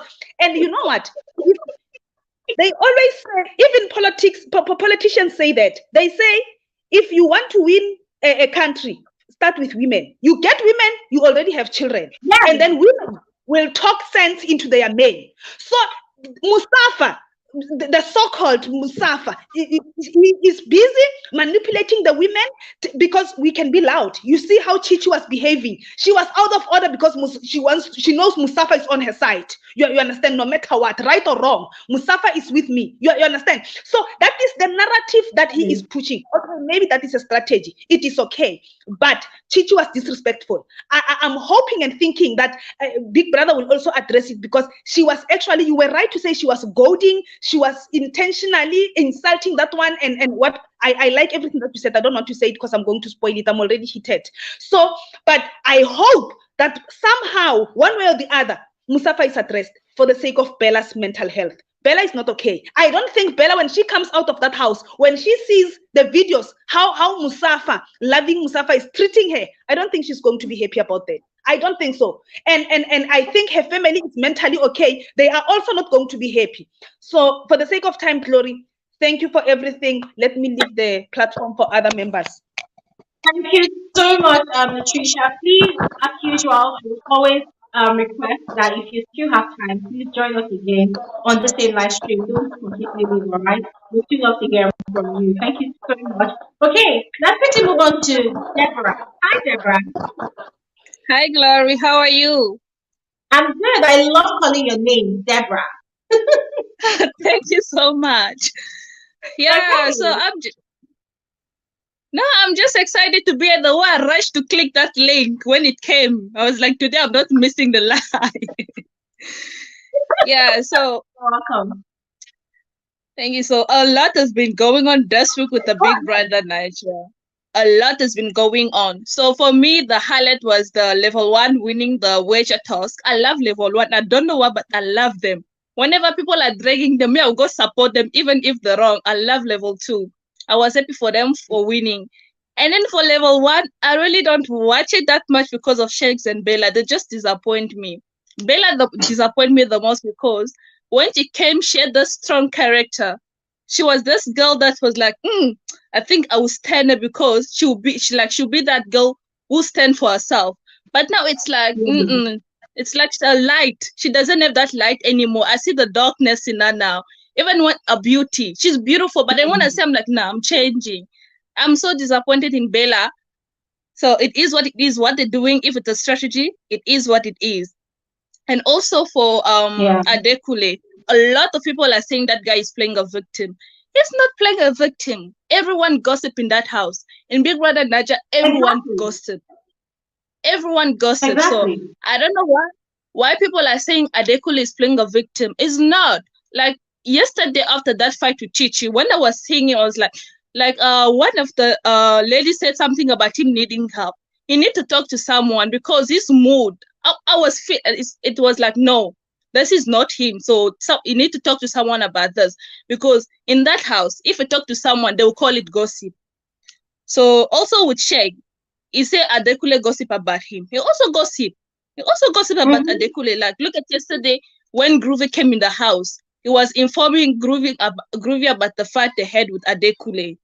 Why was he doing that?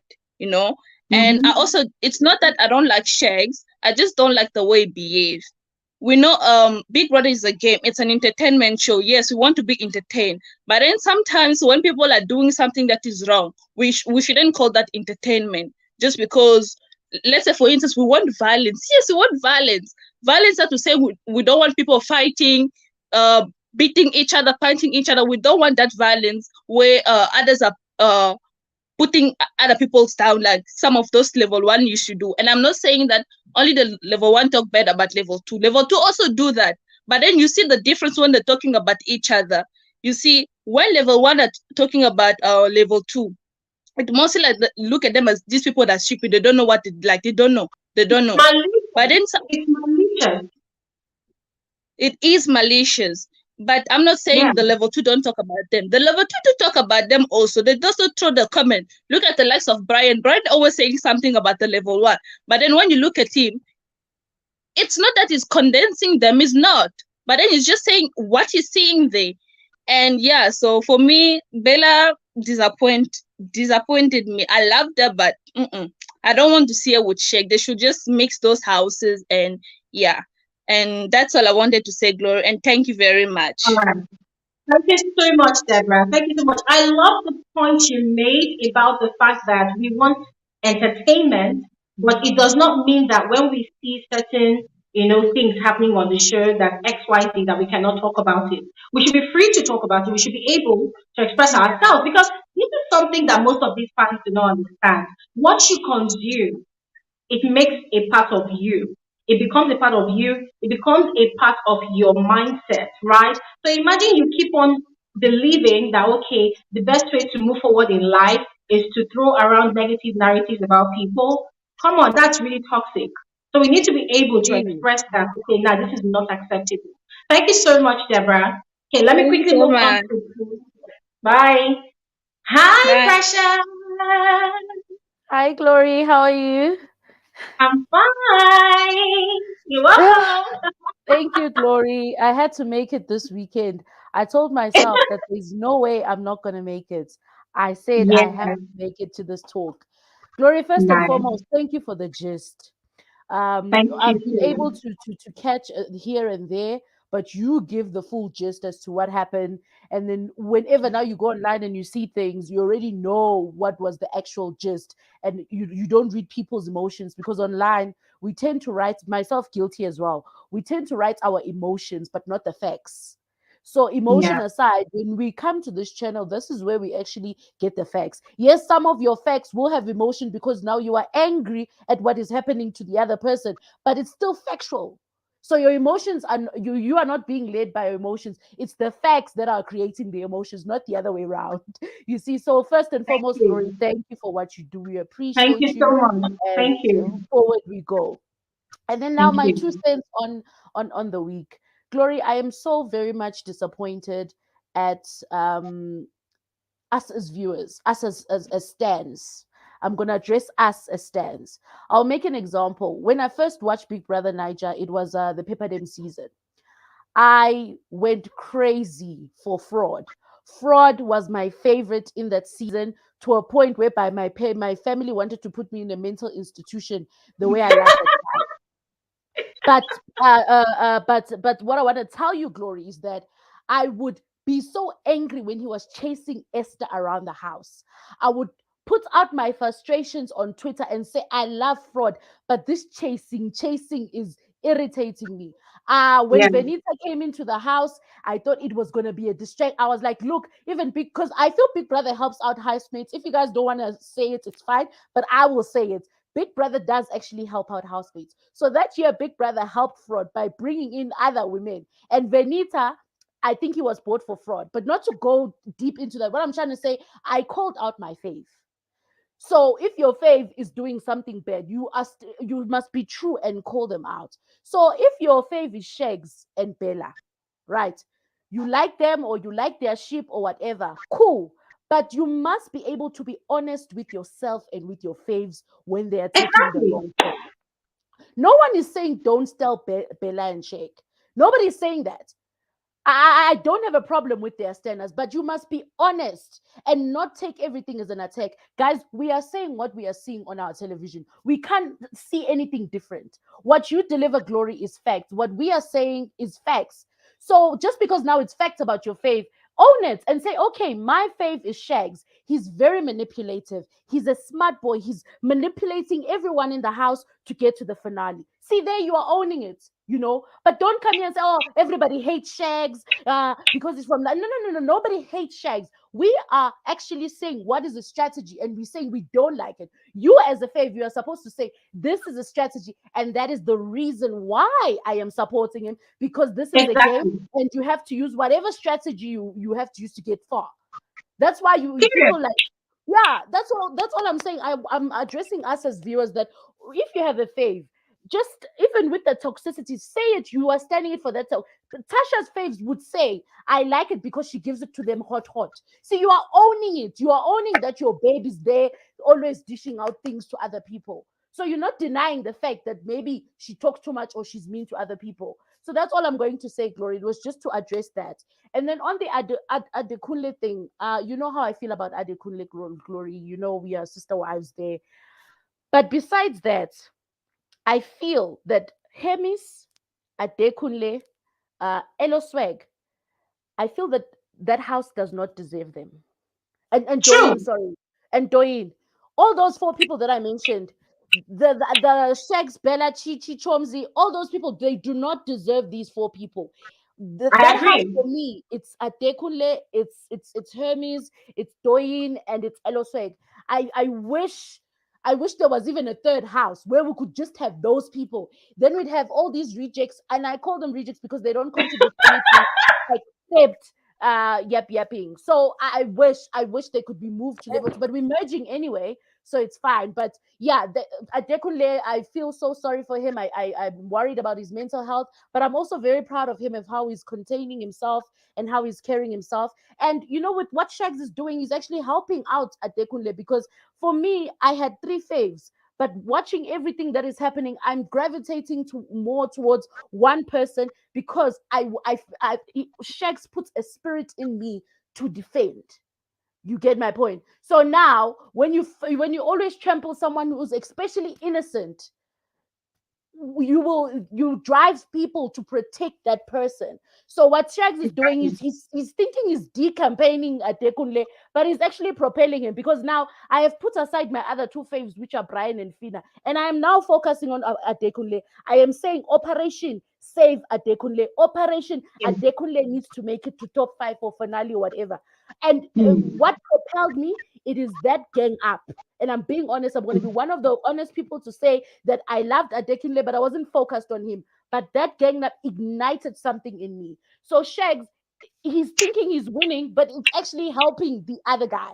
And he should have learned from Pere, because most people didn't care about white money. But once Pere started, getting to White Money, people then came and said, yo, you're not going to do this to White Money. Many people did not care for White Money. It was Perez bullying and Maria's bullying that propelled people to vote for White Money. Now Sheggz is coming and playing the same strategy again. Come on, bro. But Glory, that's me today. Thank you so much. You know what, Precious? Before you leave, I just want to appreciate you richly for coming from this angle, because you see this thing you just said. If you have been watching Big Brother from the third season, season 3, you will see that it is this mindset that informs and actually changes the dynamic of the game, in the sense that you find out that a housemate who had no intention of being the underdog automatically is perceived as the underdog by virtue of the fact that there are housemates that are playing the role of the villain, trying to, kick them out of the game. So automatically, just as you are feeling right now, most viewers, they begin to feel overly protective over that particular housemate. And then instantly, they begin to treat that housemate as an underdog. They are protecting that housemate. That housemate, without even having to do anything, they begin to grow a fan base. And that is why you saw that Lecon won that show. Aside the fact that Lecon was, chilled guy, laid back, talented, doing what he was doing, the fact that there was that situation with Erica, see, it happened. That is why Tacha is still relevant to tomorrow. There were people that saw that Tacha was playing her game, but then the moment the rest of the housemates started ganging up against her, that, we want to show this girl a lesson. That is why to today, Tacha still has a massive fan base. Because even when she came out of the house, people were still trolling her. It was because people wanted to protect her. That's why they continued standing that girl. And that is the thing that people don't understand. And just like you rightly said, nobody is saying that this housemate should not have a strategy. I mean, by all means, they must have a strategy. There's no way you come onto a platform like this without having a plan on how to win 100 million. It is insane if you don't have a plan. It is careless if you don't have a plan. But then what do you do with that plan? Instead of you to go and start trying to bring down somebody's strategy outrightly. I mean, okay, let me give you guys a very premium example. Look at Amaka. What strategy do you think Amaka is playing at the moment? Have you noticed that Amaka, she has seen that phyna has been saved from nomination twice or 3 times. And then she saw that there was a potential that she was going to have a fallout with phyna, all because of a man. What did Amaka do? She immediately ran to phyna to go and patch things up.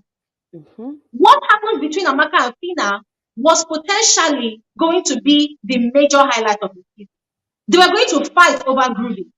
They were going to fall out crazily over Groovy. They were going to become enemies in that house. That house was going to become unbearable for both of them. Both of them, they are high-tempered people. Their anger level is high voltage. So imagine if Amaka had not been reasonable enough to calculate.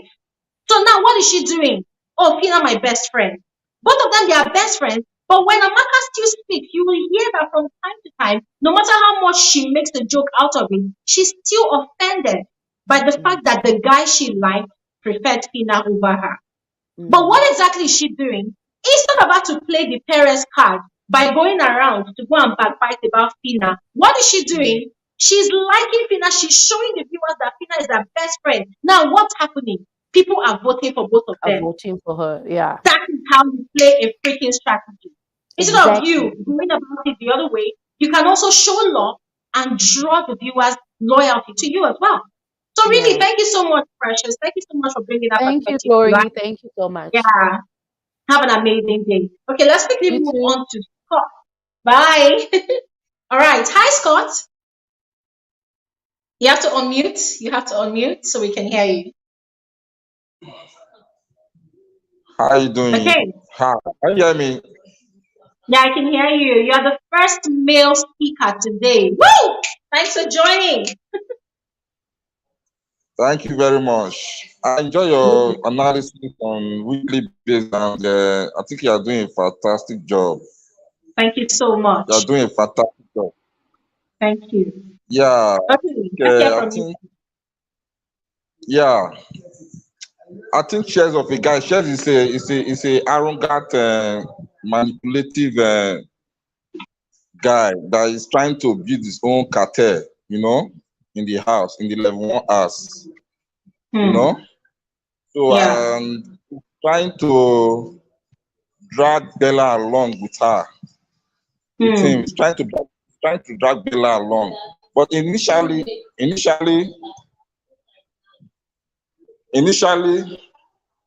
Bella was a woman with character, even though she's not that intelligent, or I think she has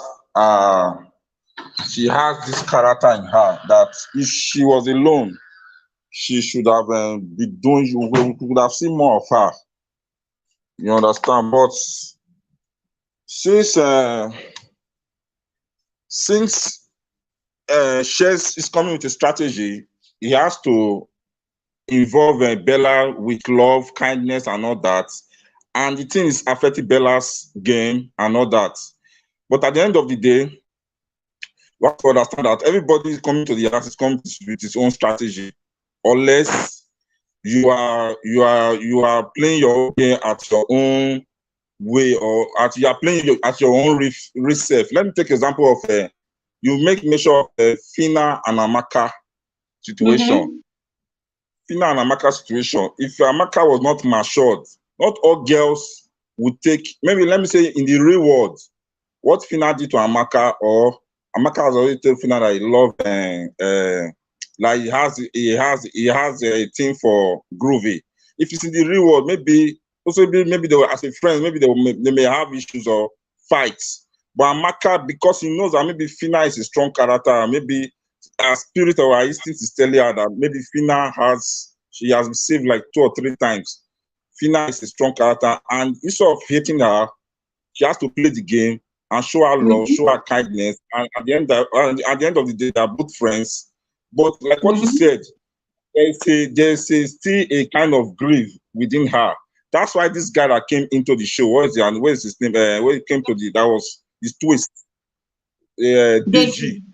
If you watch this morning before you come on live, this morning they were analyzing some stuff. They were saying some stuff about how they were talking about it for about 2 hours. You know, Amaka was saying that she was the first of all the person to like Elosua. You know, I heard that. And Phyna is kind of girl. It's like Phyna is kind of girl that if she wants something, she will just go. And Amaka is the kind of shy person. If Phyna wants something, she will just go and get it for herself. So I feel that maybe unconsciously, maybe Phyna, she's just playing her game, or maybe that is how she is. But where I feel very, very bad was that she should have allowed what Groovy and Beauty had. I know Groovy was coming from a toxic relationship with Beauty. He should have laid back and observed before jumping into the relationship with Groovy. You understand? But for Groovy role in all this, I don't even know whether Groovy is playing a game with the female ladies. I don't really know whether it's with his research. I don't really know. Maybe the twist that happened on Friday, moving Groovy to the other level. Maybe that one we will not find another. We will have to watch out during the week.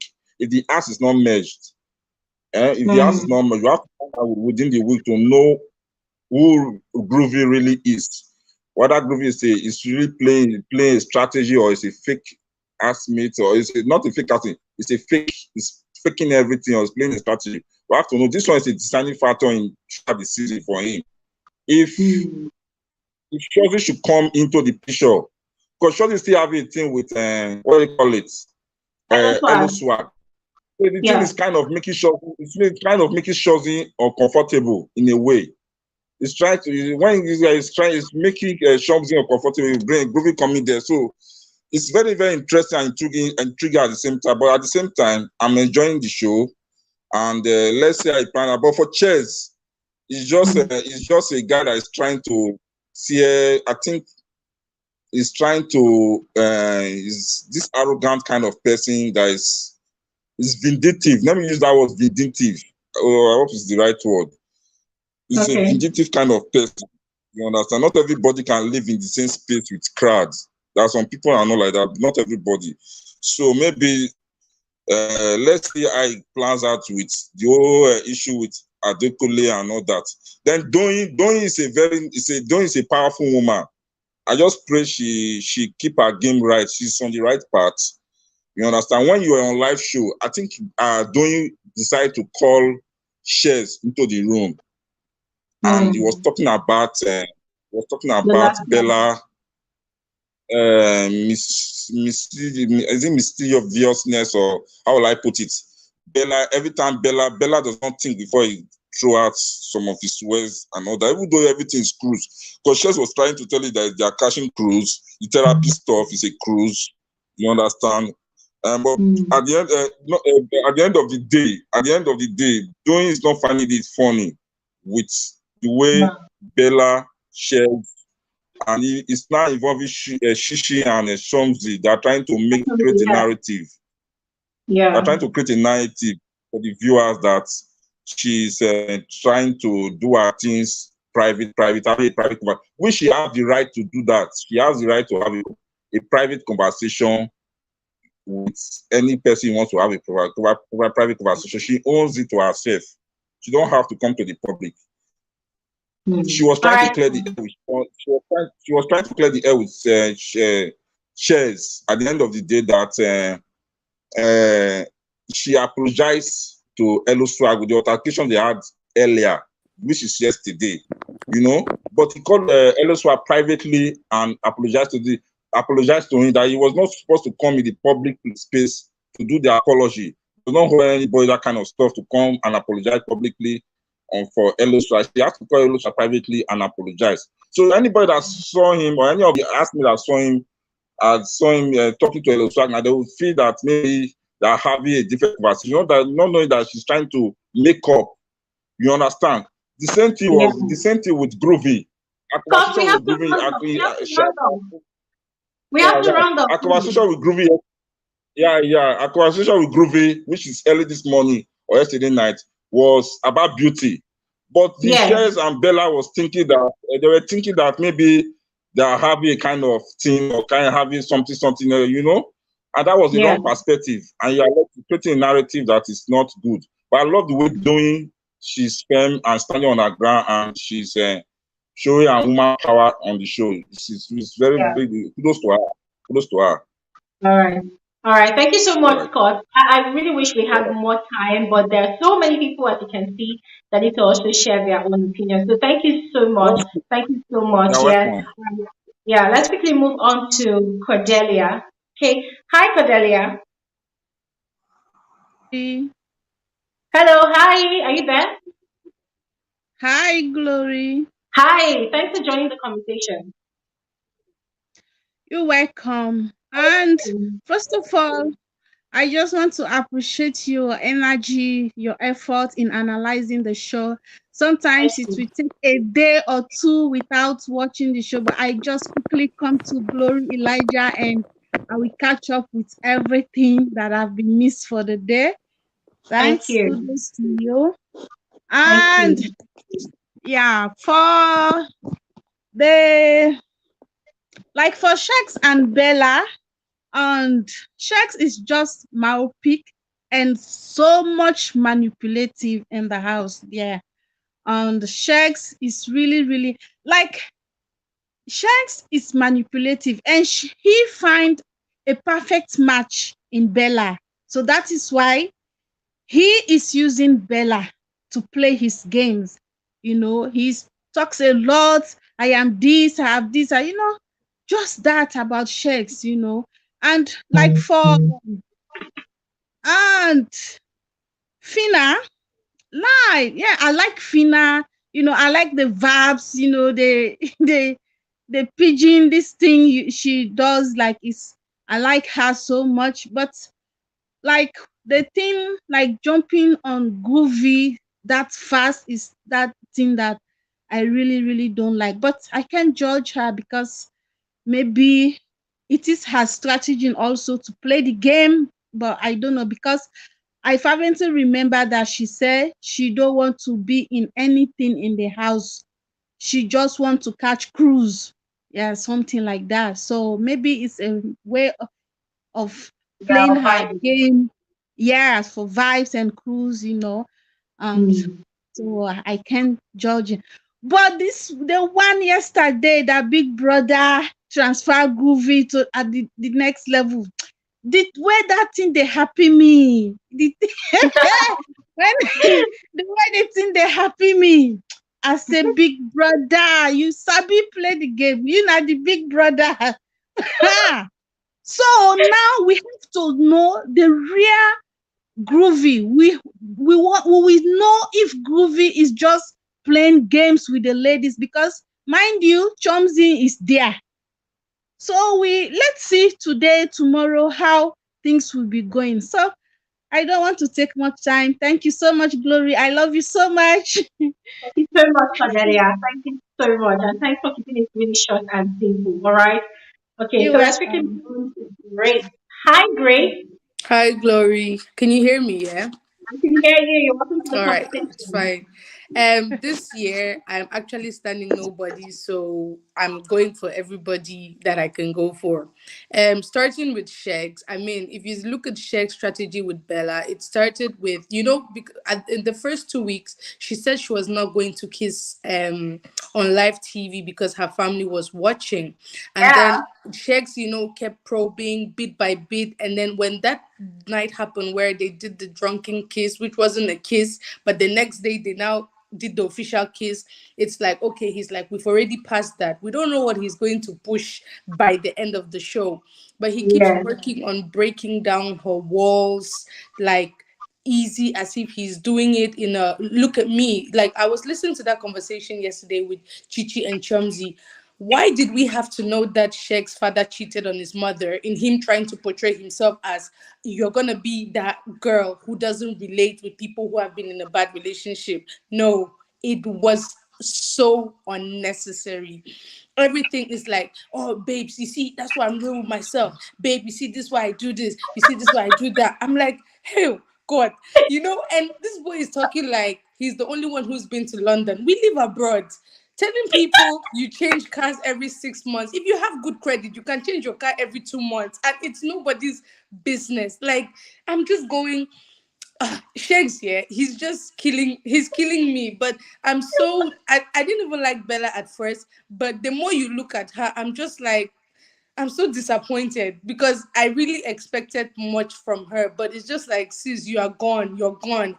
And Sheikh said to her, oh, have you ever dated anybody like me? And she's like, no, I haven't. I'm like, oh my God, this girl, like, you don't know what you're getting yourself into. But they both deserve each other. He's pompous, he's in his head, and she's just condescending. Nothing to add. Your mouth is very sharp, but when it comes to tasks, when it comes to debate, you're mute. But if it's to be talking about people, you have that. And then the narrative that Sheggz did something yesterday at the table after the fight with Chichi, when Chichi was Adekunle and Chichi, when Chichi was serving food, and then Giddy Fire was taken into the room, and he goes, I "Oh, saw I didn't know that. you were friends with Adekunle." I was like, in front of everybody, this is what Sheggz does that people don't realize. He did it with Dotun when he marked his territory around Bella straight Yes. away. Right? He Yes. says things in public for you to know where to stand. It's like, oh, so you're on Yes. that part now. You're not with us. You're like, Mhm. they are taking food. It's food. They did not say anything friendship. If basic Yeah. humanity is food, why do you have to bring that statement up? All these things he's doing, and Adekunle's own is they have found his weak spot, and that's his anger. And they are Yeah. going to drill it on him if he's not careful. Because what Chichi did yesterday, honestly, if we were outside, that was so unnecessary and disrespectful. Because the guy was like, what did I say? Calm down. She couldn't even say what he said. She just started going, you don't know good things. That's why, like, just going on and on and on and on. Like, I really felt for Adekunle. In fact, I'm praying for his mental health. Like, Adekunle never stood out to me in the show, but now I'm like, I'm rooting for you. If I have Yeah. to, I'm rooting for you, because they're just going to use your weakness against you.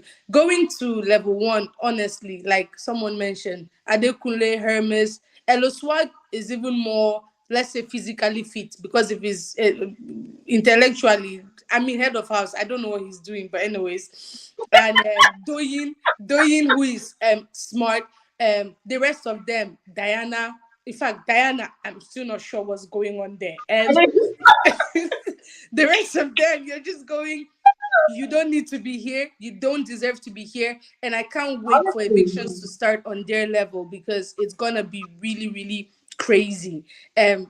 Level one, God, they're just there. They're there, apart from the few people I've mentioned. Now, when it comes to phyna, I love phyna, even though I'm not really started. But phyna, every time I see phyna on my screen, it's like my blood pressure is climbing. So I don't even watch her because I'm like, oh, this girl.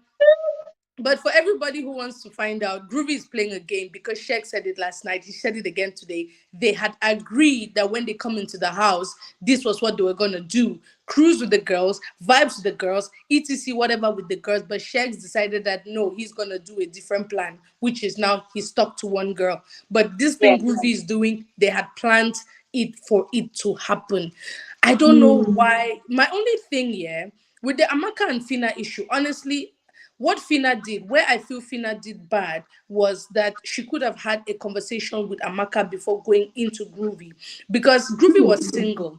Amaka is doing the same thing phyna is doing, just that phyna has the balls to go ahead. Amaka liked Elo Swag. Amaka liked Giddy Fire. Amaka liked Groovy. You're going, girl, take your shot. She also likes As well.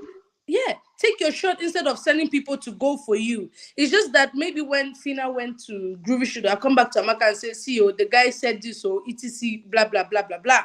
But for me, their friendship is not going to last outside the house. Why I say so is because phyna can be then, like, the way phyna acts is just, this is it. I don't care. I'm moving. But Amaka is sly. If you listen to their conversations, Amaka is playing, I'm your friend, but I'm throwing the amount of shade she threw, insult she threw in those conversations. You're just even going. last night, when Big Brother did the switch, when Groovy was consoling Phyna while she was crying, did you hear all the things she was saying? That Groovy was so upset and had to shut her up. She was like, at least Big Brother does not want you to be distracted. And you know the way she talks in a very malicious manner. That the other housemates, they were literally scolding her, that Amaka, this is not the time for you to say all these things. Groovy had to shut her up. That Amaka, please, stop it. We don't want that. So that's what she keeps doing. Earlier. She still grieved, or is it aggrieved about the whole situation, and she's not going to get over it anytime soon. Even after the show, come reunion, Ebuka will still have to talk about it. She's been talking about it for 1 week, even till today. As Deji came, as my friend, I felt hurt. I value friendship. It's like Amaka, rest. We hear, we have heard. We understood. Phyna has already told you, and she's done. In fact, Phyna is like an open book. It's too ras, but I don't know. I just like Phyna, and thank God her presentation yesterday. I didn't watch it, but I was watching on Twitter, people writing good things. I was like, thank God she spoke English. She spoke English. But anyways, this season, I think Biggie, these guys will run Biggie street. I mean, Diana is sending Biggie to go and buy salt in the market. Phyna is asking Biggie to she wants to cook and go and give Groovy on the next level. Like, if Biggie doesn't show face, I don't know what we say. I swear. And I feel like there's gonna be a punishment for that, because the only way she can give Groovy that food without getting punished is if during the party she brings the food to the party hall, and then they both sneak outside to be guarding, like this Tom and Jerry kind of romance. But it's gonna be very cute. I would love to see that. But really, thank you so much, Grace. Just one last analysis here, and I'm done. I think they're going to merge tomorrow. But what I said yesterday was, when Biggie did the switch, Biggie did what you do. He was parboiling the rice for the jollof rice, because for sending Groovy there, knowing the previous night they had spoken, all the girls and the guys who hit on Chomsy did not make it, and knowing Groovy likes Chomsy, it's like, I'm going to set the stage so that by the time they merge, we will now put the rice inside this, so that the jollof rice will get ready, everywhere will scatter, everything. Biggie himself is running us street. So it was a great switch. I love, in fact, what Biggie has done, Chomsy will finish, because we have been praying for this ship to scatter. And it's going down in history. This is the most rejected ship from both sides. Nobody wants it. Nobody wants to see it. But I'm loving it, Sha. Thank you so much for your analysis Thank and for you the so time. much, Grace. Thank you so much, Grace. And I love the fact that aside all the amazing things you mentioned, I love the fact that you also cleared that London narrative that Sheggz is always bringing. Because this guy makes it look like, number one, London people are mad people, London people are condescending, London people don't have sense. I mean, come on, come on. If you want to represent yourself, proudly do so other than saying, I'm a London boy, yeah. This is what we do, yeah. London people are not mad though. At least I know so. So thank you so much, Grace. Yeah. So All let's right. quickly move on to Lewis. Bye. Okay. Lowy. Hi, Hello. Lowy. Hello. Hello. How are you? Can you hear me? I hope you don't mind me not showing my face. Oh. No, it's fine. It's fine. As long as Oh, your audio is perfect. okay, okay. Yeah, thank you so much. All right. Well, Let's I think let me hear just. you. All right. Hello. Yeah, I can hear you. Okay. I said let's hear your thoughts about the show. Although I have a question for you, being one of our male speakers. Looking at Sheggz and Bella singing, all Yeah. the things that she is doing, all the gestures of love and affection, as he calls it, yeah. From a man's perspective, do you think Sheggz is being genuine? Well, to be honest, till this moment, I don't believe in that ship. I don't believe so much. It's possible. Let me be honest. It's possible, but personally, I don't believe in the ship. But I will say this for Sheggz, as aside from his relationship and all these love things he's doing, I would rather prefer to have something to do with someone like that. I like his other, personality. I like how real. um I like how he expresses himself. I like men like that. Those are the kind of people I communicate with.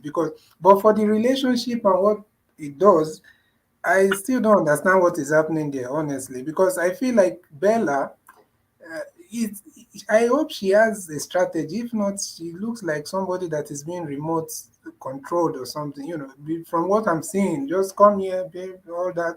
I don't believe in all that. Maybe it's just my personality. I like giving women space. Uh, we meet when we are supposed to meet and all that, but I'm not the kind of person to be following my woman up and down.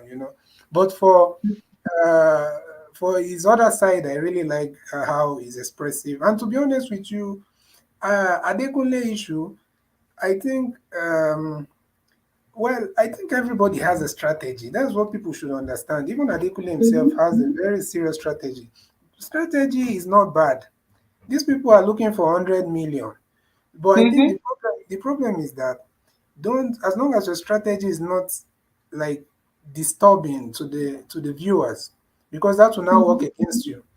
Like for Adekunle, for the show, I think one of the reasons why I feel like a lot of ladies, if you notice some of the man that has come here did not even mention Adekunle, because for us guys or men, we don't really like so much how do you call it? These back talks, this like some of the things that Adekunle does, for me personally, it will rub me the wrong way, you Can I know. ask you? Can I ask you specifically what those things are? Well, yeah, obviously he has some good things about him. He's very, I think he's an intelligent person. Probably is a very, you can see him with the crafts and everything he's contributing to the team. But I think all those trying to have conversations with some of those ladies about other people or putting himself in that position whereby he feels like he has, he also makes some kind of comments. And I don't believe in that. I believe as a man, like that day, I see what Sheggz was trying to do, but obviously the public, especially as a lady, you will be on the side of Adekunle. But for a man, I understand exactly what Sheggz was frustrated about. He's frustrated about the fact that, that's just my own opinion. He's Oh frustrated yeah. about the fact that he cannot have real man-to-man conversation with Adekunle.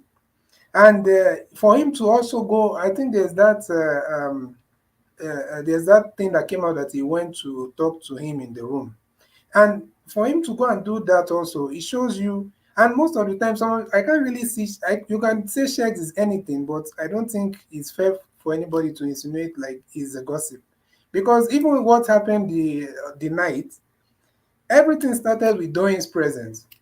And the conversation continued. You know, if the conversation had started without Doyin, then I would agree it's a gossip. But when they are having a conversation, they are loud in the lounge. Everybody is seated. They are not even murmuring or something. And Doyin stood up and left, and they continued. Personally, I wouldn't see it as a gossip. But all this I'm saying, I still don't agree with this Sheggz and Bella ship. I find it disturbing somehow because I don't think I find I really value ladies that stand their ground with a man, and they make sure that that man does everything the right way, and you don't give in easily. Especially the man has not put a ring on your finger or anything, so you don't owe him all those cuddling and all those kisses and all. You don't owe him anything. So I find it disturbing. I don't support that ship, to be honest, but as other aspects of Sheggz, I don't have so much issues. I prefer that direct, straight up conversation. And for phyna, I really like the lady. I think she's just, she said it clearly. Maybe it's rubbing people off the wrong way, but I think she just wants to have fun with the guys who are ready. Like you see what you heard what she was telling, is it Deji and Brian? Something regbe, that's what she wants to do, That's, Yeah. yeah. So I think that's her game. That's a game. Is not right, maybe, but I think Amaka is also very clever. She's trying to exploit that. I don't think Amaka really cares so much of what phyna did. I just think that she's trying to portray this. See me, oh, I'm an understanding friend. Oh, look at what my friend has done to me, and I can move past it. So it will give her like a pass mark. Amaka is playing. I think she's one of the people that have a very strong strategy in that house.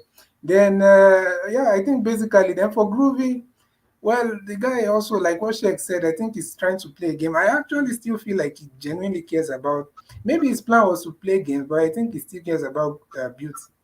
But since Beauty has left, I think he now went back to his original plan of catching Cruz.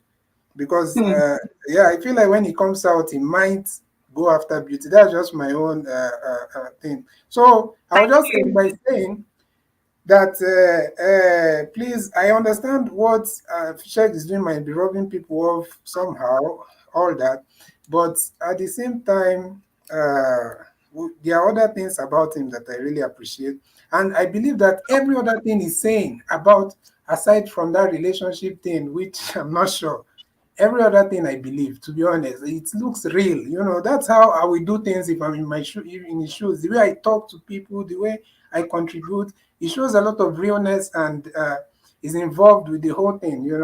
So that's all I have to say about it. Okay. Okay. I mean, one thing I really appreciate with every single person that speaks on here is that everybody has their own opinion. And that's something I really respect. And that's something I can never take away from anybody because just as me as well, I also have my own opinion.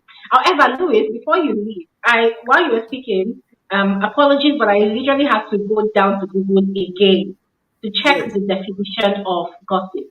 I mean, if everybody has a spare gadget or a spare device around them, you can just do it the same thing with me, all right? So I'm just going to go ahead and read it out. So gossip on Google, if you just type gossip meaning on Google, this is what will come out.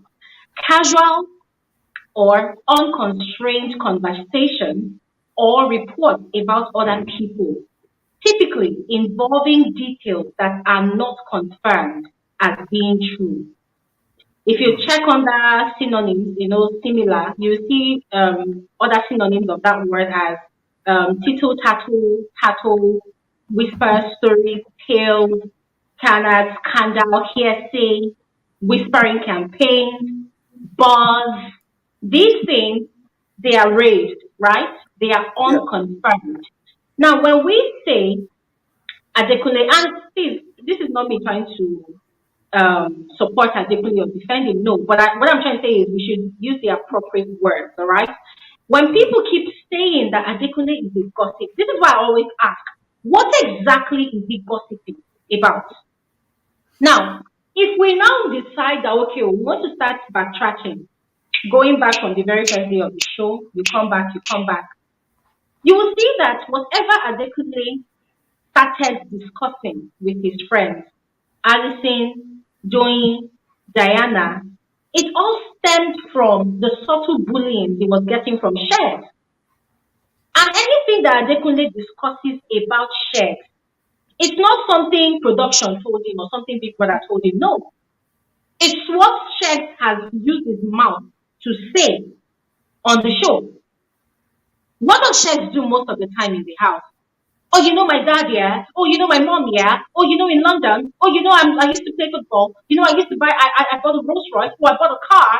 Everything we know about Sheggz on the show, these are things he said with his own mouth. Before the show, Sheggz did not have all of this information on his social pages, his Instagram account. It wasn't there. The only thing that you would have seen on his Instagram account before the show started was that he was wearing a football jersey, right? And he was kicking football. He says that he's an actor. I've never seen any movie that Sheggz acted. So he's probably an aspiring actor. Or he probably acted in a series or a movie in the UK, and we've not seen it here in Nigeria. But what I'm trying to say is when we have someone a gossip, we need to come with receipts.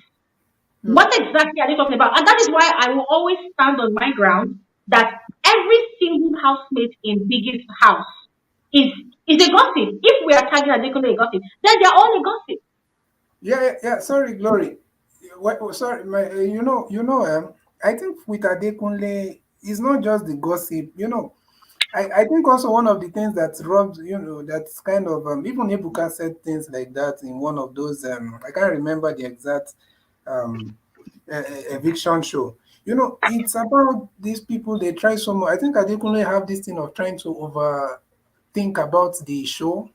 Overanalyze the process of the show, and if you hear some of his conversation, he's saying, he likes referring to people outside, people that have passed through the show and what they have But he's achieved. not the only one that does it. I mean, why did Big Brother call out Sheggz and phyna the day they had their first wager tag? That was because Sheggz was constantly referring to Ozo and Nengi, Kidwaya and Erica's strategy. He was constantly talking about those people. If Adekunle was doing the same thing, Big Brother would have called him out as well. phyna was also constantly talking about what the viewers want to see. And that was when phyna was always saying that, the way Beauty and Groovy's relationship is, Beauty is really stressed out. If she were to find a relationship right now, she's going to use it to create content. She's going to use it to catch vibes. That was why Big Brother called them out. So if there was anybody at all, any two people in the show from the day one that was constantly talking about the strategies of ex-housemates or past winners, it was Sheggz and phyna. In fact, Sheggz was always trying to analyze the reason why White Money won the show in the Shine Your Eye season and why Lekon won the show during the Shine Your Eye season. That was why Big Brother called him out. People were complaining that Sheggz, focus on your game, stop referring. So listen, I understand what you are saying, and this is the narrative I'm trying to erase.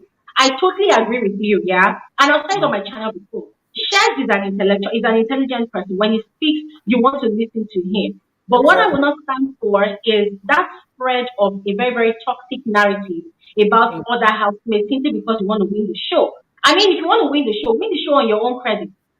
Stop trying to tarnish the reputation of other people. And that's why I will not agree with anybody that says Adekunle gossip. You need to first of all understand the definition of the word gossip.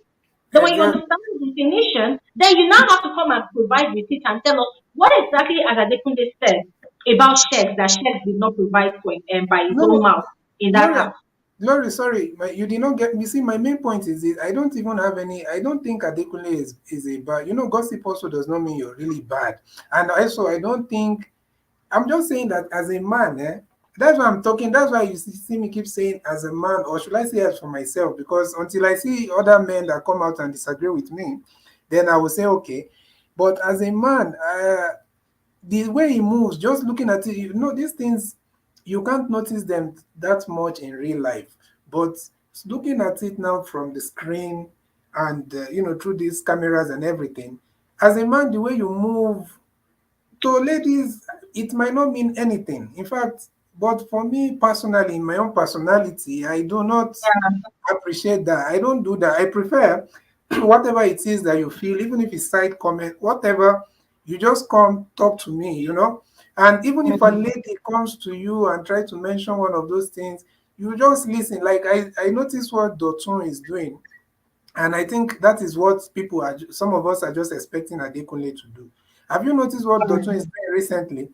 Even when Doyin, who is a very close friend of his, tells him, wants to say one or two things, he tries so much to just remove himself from that and try to make it, like it's not a big deal. Like, okay, don't worry, that's how it should be, especially not to say, okay, like today I saw that clip of, what's the name? Is it Diana? I don't know. The light skinned lady, she was saying something to Adekunle. Adekunle is saying, okay, I will go and speak to her. I will do it. I will do all that. And he was asking her more, okay, what happened? So personally, it throws me off somehow. So it doesn't mean that it's a wrong thing, It just throws me off somehow. All right. Yeah. Thank you so much, Louis. Thank you so much. Thank you so All much. I right. mean, don't get me wrong. I'm not taking away your opinion from you, but really, thanks for sharing. All right. Okay, we just Yes. have to quickly move on to someone else All now. right. Miss Thank you. N. Hi, Miss N. Hello. Hi. We can't hear you. You keep muting yourself. You have to unmute yourself. You have to unmute so that we can hear you. Hello. Ah, Miss N, you have to unmute your chai. I'm unmuting you. You are muting. Unmute yourself. And now I can't unmute you because you permanently muted yourself. So I'm just going to quickly move on to Aji, all right? Then when you're ready, you come on here and speak. All right, Aji, hi. Hey, Clary. How are you? I'm Hi. so fine, but again frustrated. What's frustrating you? It's the audacity. Like, what right do you have? Like, what do you know? When Chichi is speaking, sometimes I feel like, what narrative are you changing now? Because when she came on the show, she was like, I want to change the narrative. I want to change. But you're making things worse for your image. You're not changing nothing. You understand? Exactly. And then for Bella, shame on you. Like, shame on you. You're trying to be so much, you're trying so hard to be Tasha and Sissy, but girl, those people were not always bullying others or insulting others. It's when you get into an altercation, like that's when you insult people. But someone is literally trying to have a conversation with you, and the next thing you're stupid. Like, where did you study from? Like, which school did you attend to? Is there like I don't understand with Bella. Oh my goodness. This whole week has been a lot for me to handle. I've been looking at my TV, wanted to punch my TV, I wanted to scream, I wanted to shout. I was happy at times, like yesterday I was so happy for the fact that phyna was being bullied. She doesn't know English, she cannot read, all of those things. But hey, her presentation was one of the best. That's one thing Yeah. I'll give it her. And then Hmm. Sheggz, you see, Gloria, I've been wanting to talk to you for the whole week. You know what pains me the most, eh? I'm my listening. hu- my husband is from the UK, has been there ever since he was a child. Okay. You understand? But Yeah. if you meet him, if you get a chance to talk to him, like he is the sweetest person on earth. He doesn't brag about anything. Nobody knows what he is and who he is. It's only us, the family, and then the friends. He is so sweet. He takes in everybody. He doesn't judge anybody. And then Sheggz, every time when he's doing his bullshit, he's like, oh, UK, London boy, UK. Like, are you the first person to stay in the UK? And like the bullying, I feel so bad for Adekunle because now the whole house is literally on his head. I feel like the guys. he's not, Adekunle should have been the one transferred to level 2 because there is no such energy to like in level 2. No such energy. Everyone is just vibing. Even when they fight 1 minute, the second minute they're all laughing, they're all eating together, they're all cheering each other up. Like, oh my goodness, these people, how do you lose a task and then you start saying, oh, Big Brother didn't want to make them feel bad? No, it's just that you have energy. You don't have like the innovation, creativity. You don't have. They don't have the same energy as you. They're not strong as you. But in like their brain, you cannot handle it. So for you to make yourself feel better, all you have to do is say, oh, Big Brother is favoring them. Why don't you say Big Brother is favoring you when you're winning HOH? Like, why don't you say that? Exactly. You understand? It's like getting too much. And then Doi, oh my goodness, Big Brother, I don't understand what Big Brother is doing. What is she still doing in level 1? I don't even understand. Like, clearly, nobody in level, I repeat, nobody apart from Allison can stand with Doi and on the same level and speak. None of them. Not even the guys, not even the ladies. And then when you bring her fellow ladies, I feel like she is just some classy, strong human being. I admire her. Like, oh my goodness, she gives me life. I'm like, did you watch like 1 hour back? She was talking to Sheggz. She was telling Sheggz, like, your girl, please check her, tell her the truth. I mean, like, and then one thing Bella doesn't know, when Doi is talking to Sheggz doesn't even talk back. He listens, which means he respects Doi more than Bella. But Bella doesn't see that. All she sees is when Sheggz is like, I'll marry you, I fuck with you, honey. I'm like, girl, stop being delusional. He doesn't respect you. He doesn't value you as much as you think. He's literally calm, quiet, seated in one place, listening to Doi speak. I'm like, girl, like, what do you need to tell you that there is a difference between the way he communicates with you and the way he communicates with Doi? Like, it is so different. With Bella, it's like he said, you know, when a mom is talking to a kid, like, do this, sleep, sit, eat, run, don't talk to this, don't go to the neighbor's house, just stay at home. You know, that's Bella. And then for Groovy, one thing that I will say about Groovy is that I pity him. Because here is the thing, Beauty left. We were all like, Beauty was too much, because at first we didn't see what Beauty was seeing.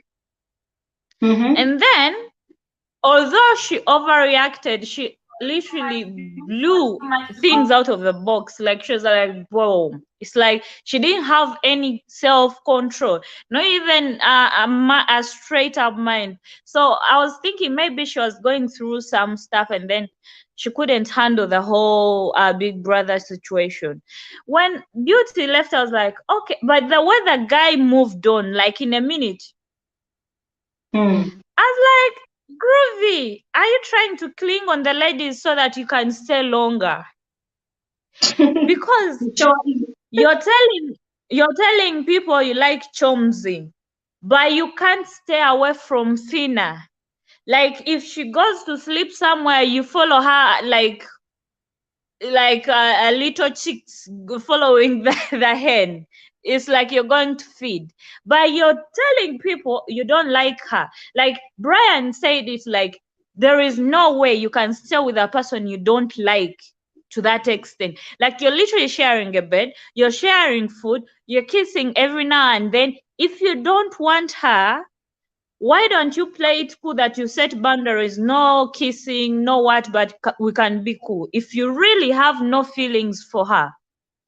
And then, one thing I've realized about him, he's calm, but he is so intelligent. Like here, He is manipulative in actions. He doesn't need to say anything.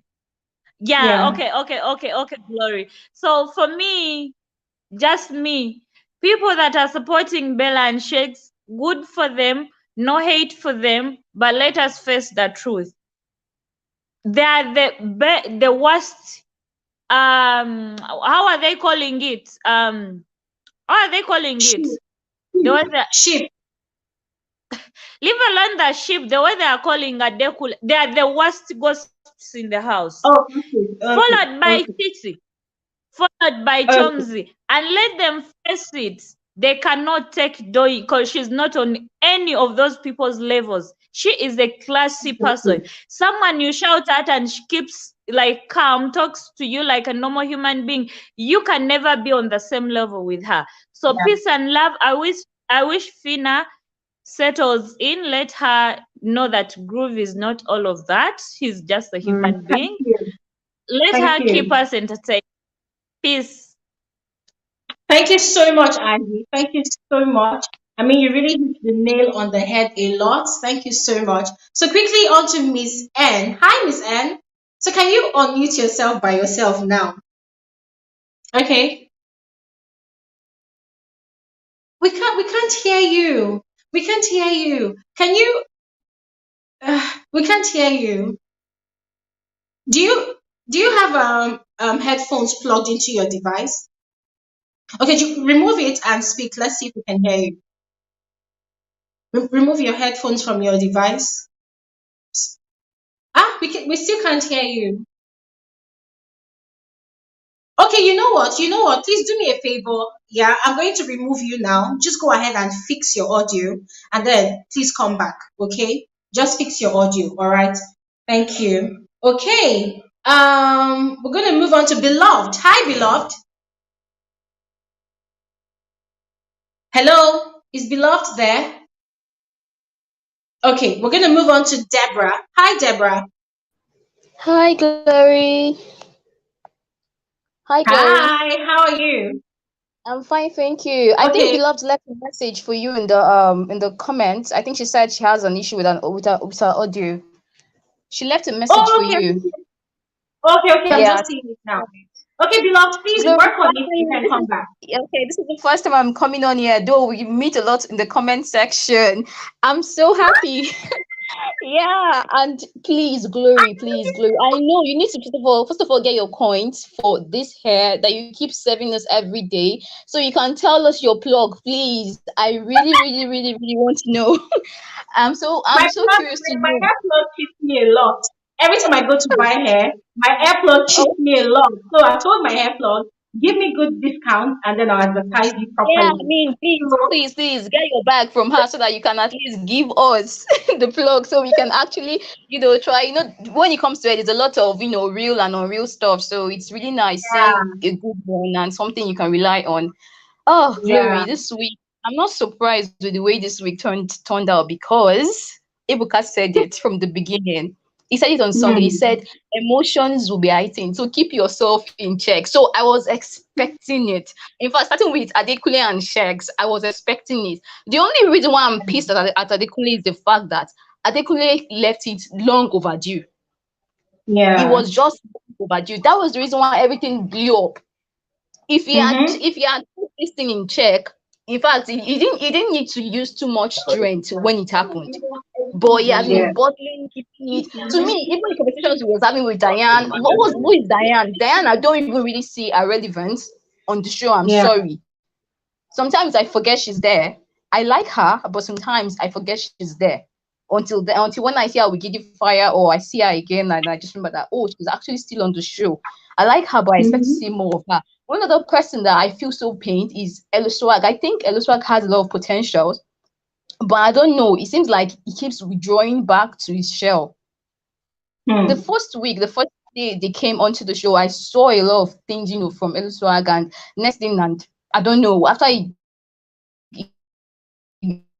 stopped being the HOH, I really, really see it's okay. Is that sleeping or something or whatever? I don't know. I'm really trying to keep an open mind, hoping that it still, brings more. I'm not saying it needs to be violent for, or maybe so extra dramatic for us to see him, but it needs to be more out there and all of that. Glory, see me and I don't know. It's as if we are working and our minds like it's working together. When you were saying Sheggz is playing his strategy, I said, please, God bless you, because I think what we need to start understanding from people is the very first day Ebuka starts introducing these housemates on the stage, you need to start reading the kind of person it is they are. True. On the stage. Remember when Ebuka asked him, "Oh, are you here for the money or you here for the girl?" Did you know this dude when people were saying, "Oh, I'm here for the money," this dude did not say he's here for the money. He did not give his reply. He's here for the money. So me, see, even when people are saying they want to kick Sheggz out, I'm not against them kicking Sheggz out, but I do not believe Sheggz is in that game for the money. He is 100%. I'm not fully sure. Glory, do you know that? I was saying he knows Sharoja, he knows Tola Odusi is the producer.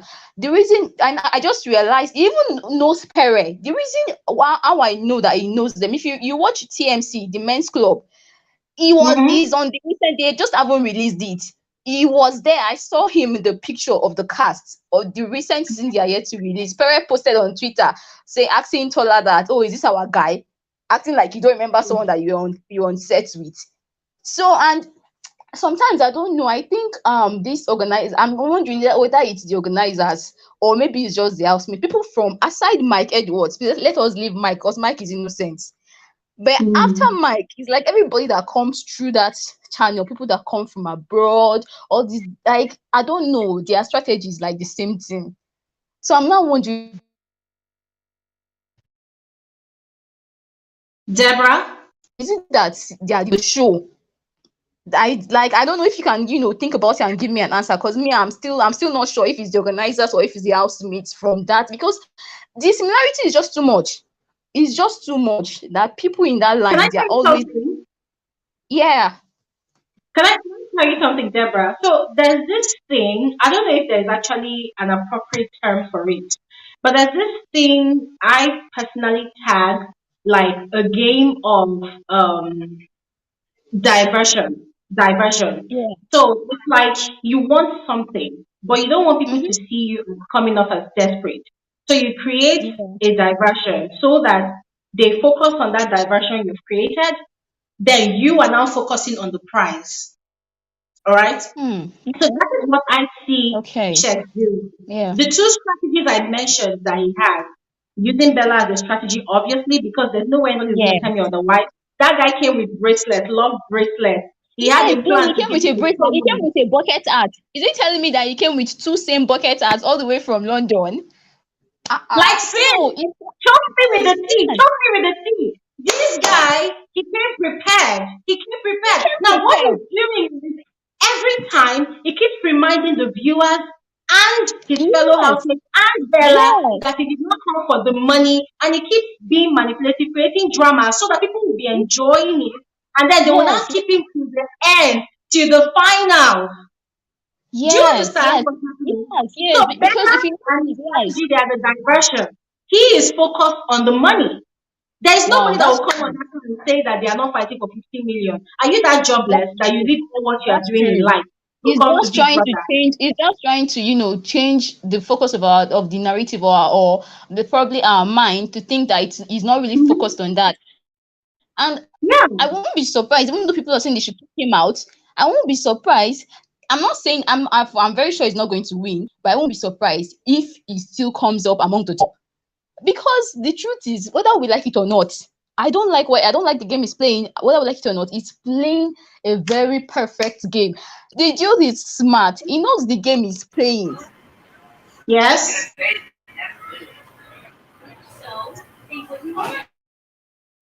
True. Please carry on, Deborah.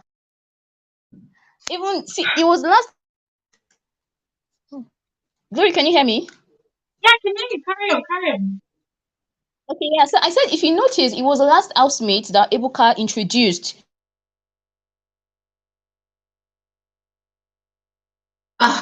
Deborah, I hope you're the room. Okay. Hello. Yeah, we can hear you now. Can you hear me now? Yeah, you were breaking up. We can hear you. Yeah, I said it was the last housemate that was introduced by Ebuka. So when he came in, he finally went in. He read the room. He read the Mm-hmm. room. He looked at all the ladies there. You thought that he picked Bella and started working on Bella. It's not. It was not a mere coincidence. It wasn't him being stupid. It was a very calculated decision. And for me, I understand I understand Lutricia when she says oh, she's pitying Bella, but I do not fully pity her. I do not fully buy that part because Bella is a very rude girl. She's very saucy, and she also came with a strategy, but her strategy was eaten up by Sheggz. He ate up our strategy because Bella came in. She was the first housemate that came in, and people that came after her, she had the beach face, the resting beach face card, all of that. She was so I don't want to even talk to you. I don't want to do this. If she was not even with Sheggz, I'm very sorry, Bella would have had so many altercations in that house. If Sheggz was not one suppressing, all over her, baby this, baby that, she would have had so many altercations in that house with different people. True. So when people are saying no, she should have been friendly, Bella would not be friendly with anybody. It's just Sheggz or no Sheggz. She won't be friendly with anybody. She came with the resting bitch face. Look at, I think people need to be that video. I don't know, they do play sometimes. Do you know that Bella was the only housemate that was in a bathtub? She was like, I like to be taken care of. I like she was holding the glass of champagne. I like to be taken care of. I like the soft life. See, I think people need to be, it's not just what they are doing from the very start when they start introducing housemates. Read a lot of things from people. If you read people well, and you will know that it's all about the soft life. So she just fell into the pit of Sheggz. It's just the truth. And But Sheggz said that he is the type of man that knows how to make a woman fall in love. yes, so it was just a Plain. perfect match. They deserved each other. It was just a perfect match. It was just a perfect match. They deserve each other. It's just the truth. And I think people need to learn to put their sentiments and emotions in check and all of that. When you're watching the show, and of course that's what Big Brother Naija is using to trend. But people need to when they start using foul words, attacking themselves to me is like what is not necessary. It's very unnecessary. Watch the show, stand with whatever you want to stand. If you have the heartache for it, if you have the mind for it, you have the balls for it, stand wherever you want to stand at your own rates. Like now, I voted. I don't vote for. When they open the voting lines, I don't vote on Monday. I don't vote on Tuesday. I start voting on maybe on Wednesday and Thursday after I've watched and see who actually deserves my vote. I voted for Amaka just because Amaka she's a real G of FSWG. That's just one reason why I voted for her. Even though I know Amaka is that was one reason why she won that because she's a member of this family. She won that vote. She won my vote this week because of that. Yeah. And again, there's something that let me just say something. Let me just say one thing, Glory. Yeah. Groovy, I don't know. I feel somehow. I just hope Biggie did not send Groovy to level 1 just because he's going to be going home tomorrow. I have mixed feelings about that. I just hope he's not going tomorrow so that they can feel what it's know what it feels like for someone to leave or something. I don't know. I just hope he's not. So that's just because we don't know of people that are going home tomorrow. I don't think Groovy is going home, to be very honest, because they are actually going to match them. If you follow the opinion poll, you see that Groovy is that one mysterious housemate that doesn't really say much about his relationships, but he actually shows a lot about his relationships. Yeah. You need to read his actions. The bulk of the viewing audience want to see how he's going to navigate his new relationship with phyna. Because if you think about it, phyna and Groovy, they are like two different worlds. It's like Beauty and the Beast, or maybe Beast. No, okay. For instance, now the Beast, people are looking at it as Groovy being Beauty and phyna being the Beast in this situation. That's how people are looking at it. People are saying that, oh my God, phyna is too loud for Groovy, but Groovy is feeling this girl. Like last night, she was feeling the teeth from Amaka on all the nasty things they did beneath the shit. I say, Jesus Christ. This girl said this guy has been touching, he has been licking, he has been talking here and there. I say, oh my God. So there's a lot that thing going on. But we'll have to wait and see after tomorrow. But I personally All right, Glory. Let me let other people talk. Thank you so much. Thank you so much, Deborah. Thanks for calling in. Okay, let's quickly move on to Audrey. Guys, please let's remember, let's stick to the 2 minutes plan. Okay, there's still a lot of people on the back end that really wants to speak. All right, so please let's stick to the 2 minutes. Okay, Audrey, are you ready? Yeah, yeah. Can you just Hi. How are you? yeah. You look Hello. great, by the way. Yeah. Oh, thank you. Thanks for the compliment. How are Yeah. you? I'm doing good as usual. Okay, Audrey, let's hear your highlights for the week. Okay, so my highlight for the week was actually the tax yesterday. It was just amazing. I love how Big Brother respectfully and irrespectfully disgraced level one as it like as a viewer. Okay, Glory, as you're in the house, if they tell you to do something, it's a task presentation. They don't have to literally tell you, okay, you have to dress up, you have to look nice. Like those are common, like just general Exactly. knowledge that you can just, okay, we're going for a task presentation, we need to do. Exactly.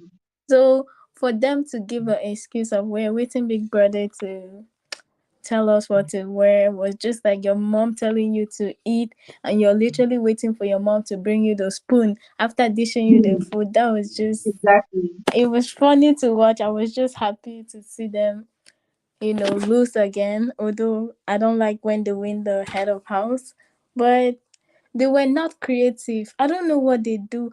Oh, I just remember something. Deji told level 2 housemate that they started preparing on Wednesday. That's Thursday. That's so crazy. That's like mind blowing. Like what is going on? I hope Big Brother heard that, because that's literally taking Big Brother as a joke, or like the tax as a Yeah. joke. Like, how do you start preparing on Wednesday when they gave you on, is it Monday or Tuesday? Like, On Monday. Monday. oh my god, I was like, that's crazy. No wonder they lost, and they still have to give an excuse that, oh, Big Brother was just trying to make them feel better for not winning head of house. I don't know, but that's crazy. I like how they switched the housemates. Now we can get some information from level one from Deji, and although Groovy is not really saying too much for now for level one. I like that, because they wanted to ask him about beauty. He's like, I'm not saying this. You can ask her when you go out. Thank you, Yeah. Groovy, for respecting Beauty's personal life. That was Yeah. not how he's, if you want to ask her, that's like gossiping. So I'd like how he doesn't want to talk about her. She's the past. If you need to know anything about her, go ask her when you're outside. So I kind of like how he did that. That was really respectful of him. So yeah, but that was just crazy. All the information that they had to like, Deji had to tell them. But I was so scared, because Deji almost spilled the tea that Big Brother told Yeah. him. He was so close all the time. I'm like, just shut up. Just shut up. He almost Yeah. did it. To Groovy especially. He almost told Groovy everything. He almost did. Even when he went to the house, he was like, yeah, he was saying diary session, like, bro, just shut up. Some people might, if you're actually smart, you can figure out that when they say diary session, it means they might have told, maybe what's his Yeah. name, the new guys, Cheesy would Yeah. have probably figured that out since they said diary session, that, but I don't think he was there when he was saying all that. But if he could have figured out it was a deal that Big Brother told him. But I was so glad that he didn't say it. But if he did, I think Big Brother would have punished him for actually saying that. But yeah, Yeah. the whole this week, I don't know. But it was just fun to watch the test yesterday. That's all I have to say. For the Thank shifts, you. we'll just wait and see what happens on today night. Actually, I don't know if Groovy will be with phyna or his new crush, Jamsey. We'll have to wait and see. All Yeah. right, Audrey, thank you so much. Thank you so much. And listen, let me just tell you this. I love hearing your voice on our Oh, live thank stream. you. It's always very soothing. I could just listen to you all day. So thank you so much for coming through. Thank you. Thank you. All right, bye. Yeah. Okay, let's move on to Oliver. Hi, Oliver. Are G you for ready? G. Oliver. G for G. Now me be this. Oliver. Good evening. Mimi, welcome. When you're still your tea, still your tea. What's up about So this yeah, for you? let's just as for Sheggz and Bella, right? Yeah. I just see them as two lost sheep following each other. Okay. Like mostly for Bella, like she's confused. All she knows how to do is talk, poke nose, cho. And when it's time for activities, you won't see her. You understand? And London boy, Mr. London boy, that is carrying my father, my mom, my cars, my London, my this on his head.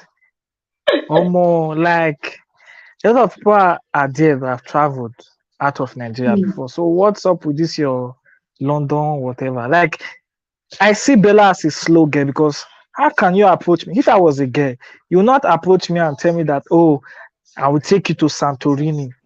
So what do you mean by that? So you are trying to tell me that I'm cheap or I will be easily enticed by those things. Santorini, say if I come out for the show, I know if I go Santorini by myself, I'll be waiting. Like you are a woman for crying out loud. You even have 1,001 men that will offer you that Santorini trip for free. So what's special about Santorini that you want to use to entice me? Like Bella is a lost girl. Those things, you know, those worldly things, those nice things, she just want to hear and feel herself. That's how Sheggz got her. Nothing else. Apart from English, I don't see anything Sheggz is bringing to the table. Yes, he's well spoken. Apart from that, nothing. He's just he's just everywhere talking, blah blah blah. And then there's this guy on in the level 1 house that is always doing my lordship to Sheggz. This Dotun guy, my lordship. I want to be your friend outside the house kind of behavior every time. They are not even talking. See, there are some words that this Sheggz said to the housemate. I'm like, are these people dumb or like if you say these things to me, bro, tears will drop from your eye because what I will say to you, you will lose it. You will lose it, obviously. And for phyna and Groovy stuff, I think phyna is playing a game there, but the game is not working for her. The game is actually favoring Groovy more than the game is favoring her. Because the viewers are like, oh, you are not a good friend, you are this, you are blah, blah, blah. Obviously, this is a 100 million competition. Phyna did not go into the house with anyone. Beauty is not her sister. Amaka is not her sister. So this sudden friendship between the space of 2 weeks that they are forming, how do you people make friends? I mean, yeah, you can be cool with people. You can be in talking terms. But they are not obviously your friends because you are in talking terms with them. People should learn how to differentiate business partners, family, friends, and people that are just cool with. Yes, it's a game. She needs to play a game. So depending on how you play your game does not mean she will look at your own and play her own. Beauty is out of the house. She does not have to say, oh, I should be pampering Groovy like someone who lost a wife or whatever. And for what she was putting across yesterday, all those fake tears were not a drop. She was literally crying and there was no tears. I didn't see one drop of tears. I was like, how? Did you lose someone? She was really shook shout. See, there's a way you play this game, eh? You play and fake emotions. Trust me, when it hits you, you can get caught up in the midst of your game or whatever. Yeah, I understand that too. Anyway, for the presentation, I love how the level 2 housemate came out and did their thing. I don't even think the level 1 housemate believe they could do stuff like that. The level 2 housemate could come out and present themselves like that. They were lost, Pyramid of Egypt. I don't even understand what the level 1 housemate were doing. Pyramid of Egypt. How does this concern the topic? Afrofuturism. It doesn't even make sense to me actually. So I will just end it here and let another person speak for today. Thank you so much, Oliver. Thank you so much. You're quite Welcome. hilarious too. Thank you. Okay, let's quickly move on to Naima. Naima, please let's stick to the 2 minutes, all right, so that we can, get the other people that need to speak to speak. So Naima, are you ready? Hello. Hello. Hi. Hi, babe. How are you? I'm I'm trying to turn on fine. the camera, but I'm not sure what's happening. No, it's fine. I mean, you can use your audio if the camera is not being on. No, I want to see you so you see me. Where is it? Here we go. Yeah. Because after this, I usually like go and watch the video again, and I get to see myself and stuff. So yeah. Oh, okay. How are you? How are I'm you? loving this conversation. Thank you so much. You look beautiful. Thank you. Hard work. I was running. I said Nigerian time. I had to come and meet. You see, I'm sleepy. But I was like, no. Yeah, let's give you your 2 minutes, sharp, sharp. All right, let's start Yeah, with I'm going to leave you. yeah. Okay. So Amaka is a Glory fan. She's a good analyst. For someone who watches your show, even me, if I ever go there, I didn't listen. I know how I will analyze it. And you know that when Amaka went, she did seem desperate for a ship. She wanted to be with someone. But now I think at the long run, she has figured out that if I say this ship no go work, since relationship no go work, make I stick with friendship. Do you get? Yeah. I mean, it's actually really hard to stay in the same space with somebody that has done something so hurtful to you. No matter how you claim mature, they didn't give them space to be away from each other. So it is hard. But now I'm thinking that since she has sat down and rethink and reanalyze, she's like, listen, I think this is the only ship that might possibly work for me. So it's better for me to just approach phyna and act like we're good again. So I True. think that's what she's doing right now, because if really you're not paying anymore, I don't see the need for you to go around the house and still talk about someone that you claim you care about a lot. She is still very hurt, but she is a very, very good analyst because she be your fan. Yeah, so she's sticking to the play. Like, she is a bad girl. Anyways, moving on to Adekunle. I had to write it down so I don't go out of context. Moving to Yeah. Adekunle, poor guy, cool, calm, and collected. It's so unfortunate that things had to come to this. And you know what? Like, I don't think he has done anything outside the norms that is not expected of another individual. I mean, Sheggz has done worse. It's just so sad that Sheggz has majority crowd. And since he had that fallout with Sheggz, who has majority of the crowd, I mean, in the house, it's not like they come and say we support Sheggz. But low-key, these people are actually trying to be in the good books of Sheggz. Do you get what I mean? So Adekunle is just like his scapegoat. And that's why when they went diary section, they were just saying, oh, Adekunle, and maybe he would go, the people don't like fight people. Come on, man. Like, but nobody, just a few people, or I think no one even mentioned Sheggz and Bella. That's aside. So I just pray that Adekunle finds his peace and calm again. And I think initially Sheggz did see him as a threat when he won the head of house. But again, Sheggz is very good with words, so he just went around the whole thing and changed the narrative. Moving to phyna, okay? Everybody likes her. I like her. She has a very good energy. And to be honest, she did fall in love, but that's okay. I mean, it's normal. It's normal. Yeah. Last we go there, all right. Nothing is permanent, but I'm just happy that she enjoyed that moment and that attention. And that goes back to the fact that sometimes when you're looking for something in life, like Amaka doing, all these people that are looking for shit, you don't really get it. The people that are not looking, it comes to them naturally. Do you get? That's what happened to phyna. So I mean, the fact that she enjoyed it, that's just it for me. I don't know what will happen next, but I wish her all the best. Now, let's go to Sheggz. That guy is a strategist. Honestly, He's toxic and he is manipulative.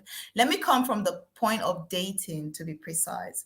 If you are dating a man that can't leave you for 1 second, that goes all over the place just because he feels someone else is trying to talk to you, you should be careful of that kind of person. Do you understand? Sheggz cannot hide in whatever show he's hiding for so long, and Bella might have to suffer it at the end. That is if their relationship goes outside the house, because that is a true character of toxicity, but he's just not showing it. How would you be talking to Doyin, who is a woman, and you stand up and approach her? Do you understand? If he can do that to another person, he's talking to his fellow guys, he's approaching them. Yeah. One day he would be talking to you as well, because these things happen subconsciously. He would be talking to you as well. He would stand up, approach you, and possibly beat you up. Do you understand? So all these I love, they usually, like toxic men usually use this I love you, I'll do this for you, I can't live without you, to curb you until there's no way for you. That's why a lot of people don't even get away from, like, excuse my language, but abusive relationships, because the guy has held them down properly. So it go hard for you to say, let me leave and start all over. And now I don't feel sorry for Bella, because like she's not even making herself mixed with other women that would make her see where this is coming from. But you're choosing to stick with that person. So whatever comes with it, handle it and deal with it. But if your man is all about that around other people, it will come back to you, okay? And now Sheggz also understand that words is power. A lot of people, some people have money, they will use money to buy power, and other people would use words, and words can be very, very strong. And he has used his words in the house by, I have this, oh, my father is that, my father is that, I can do this, I do that, to make these people look like riff-rats under him, like he's more than them. Because me, if I were there, I'd ask you, your father has all of this, so why are you on this show? If you claim that you are that exposed, I'm sure that you're also exposed to women and spaces with higher caliber. What are you doing on Big Brother Naija? Do you understand? He's actually using Kid Wire's strategy. Kid Wire stuck with Erica. It worked for him. He's using exactly Kid Wire's strategy. Do you understand? Nothing, exactly the same thing. It's just replaying. And he knows that the words that Kid Wire use, all those who are we going to hang out with outside the house? Who are we chilling with outside? It's the same. It's the same thing he's doing over and over again. And this thing is now making all these people shrink under him. Okay. Exactly. So and lastly, last but not the least, Bella. Okay. For me, she doesn't even have any powerful aura. Like, you're talking to somebody, you're talking like this. What are you even saying? Like, her face is always like very angry and upset and bitter. I don't even like watching her speak on the screen, because like there's no excitement. You don't. It's always very angry, and you're like, oh my god, what's really going on? And Sheggz knows that she's not okay. To be honest, that's why Sheggz told, who was he apologizing to? Was it Chumsy? That, you know, Bella is, the guy know. But I think he has observed and he has seen that the person that my form had guy, but I can easily manipulate is this chick. So let me just keep her in my corner. He's a very, very good analyst. You get. And now finally, Hermes. He's my friend. We met on Instagram. Yeah, he always comments on my stuff, positive energy, positive aura, all of that stuff. I've never met him before, but I used to follow him way back from before, and you know, he is content. That guy can stand by himself. Like, he is also someone who understands the power of words, but he knows how to use heavily. His own words, and you think he's probably the smartest. What's happening?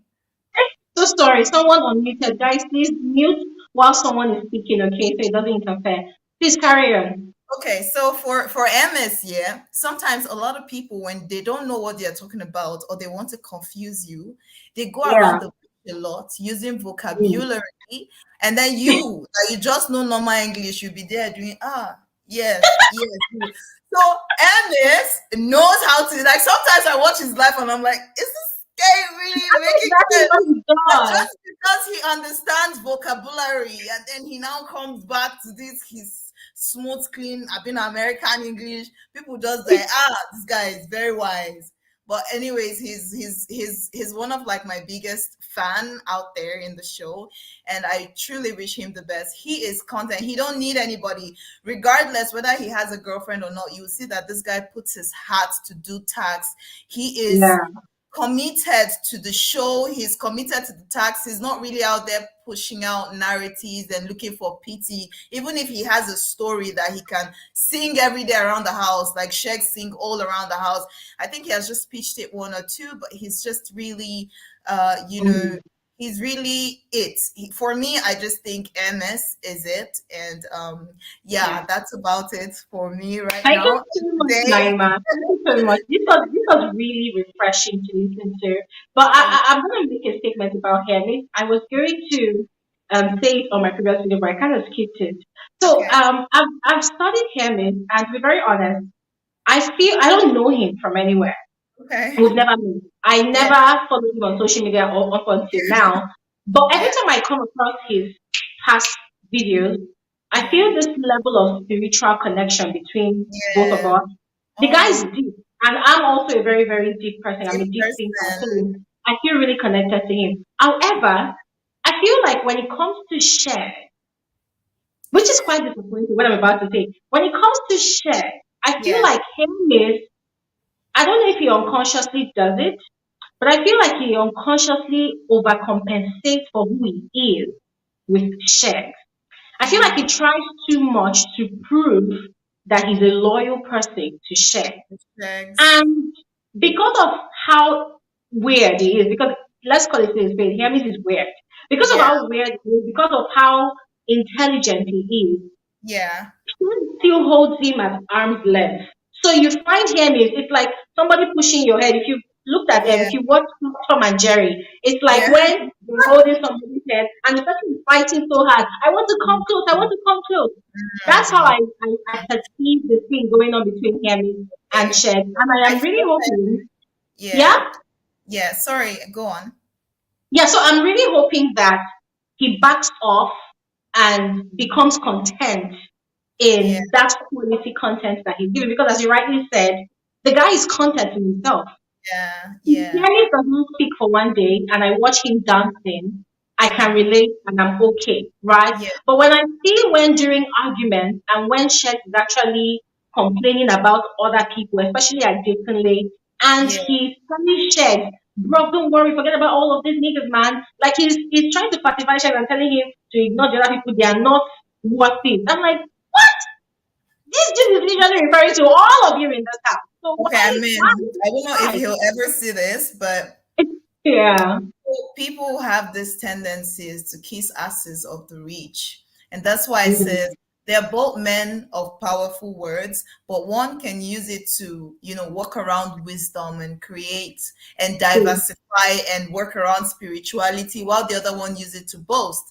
Now, the thing that comes with power and wealth and money is when you start using things like that to boast, really.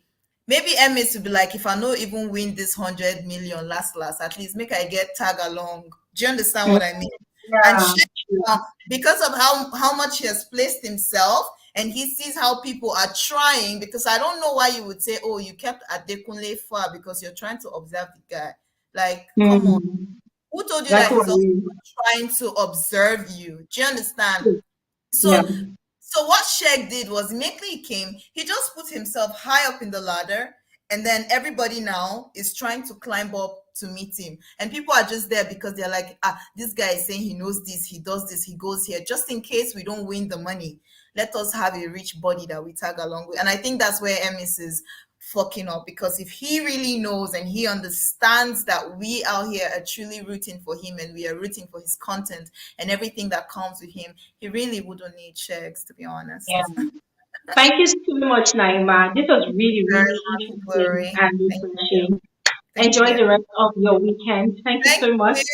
Thank you. Have a good evening. Bye. You too. Bye. Okay, quickly, I'm going to move on to Beloved. Beloved, are you ready to speak? Oh my God. Can you hear me? Yeah. Hi. Hi. Beloved. Oh my goodness. Can you hear me?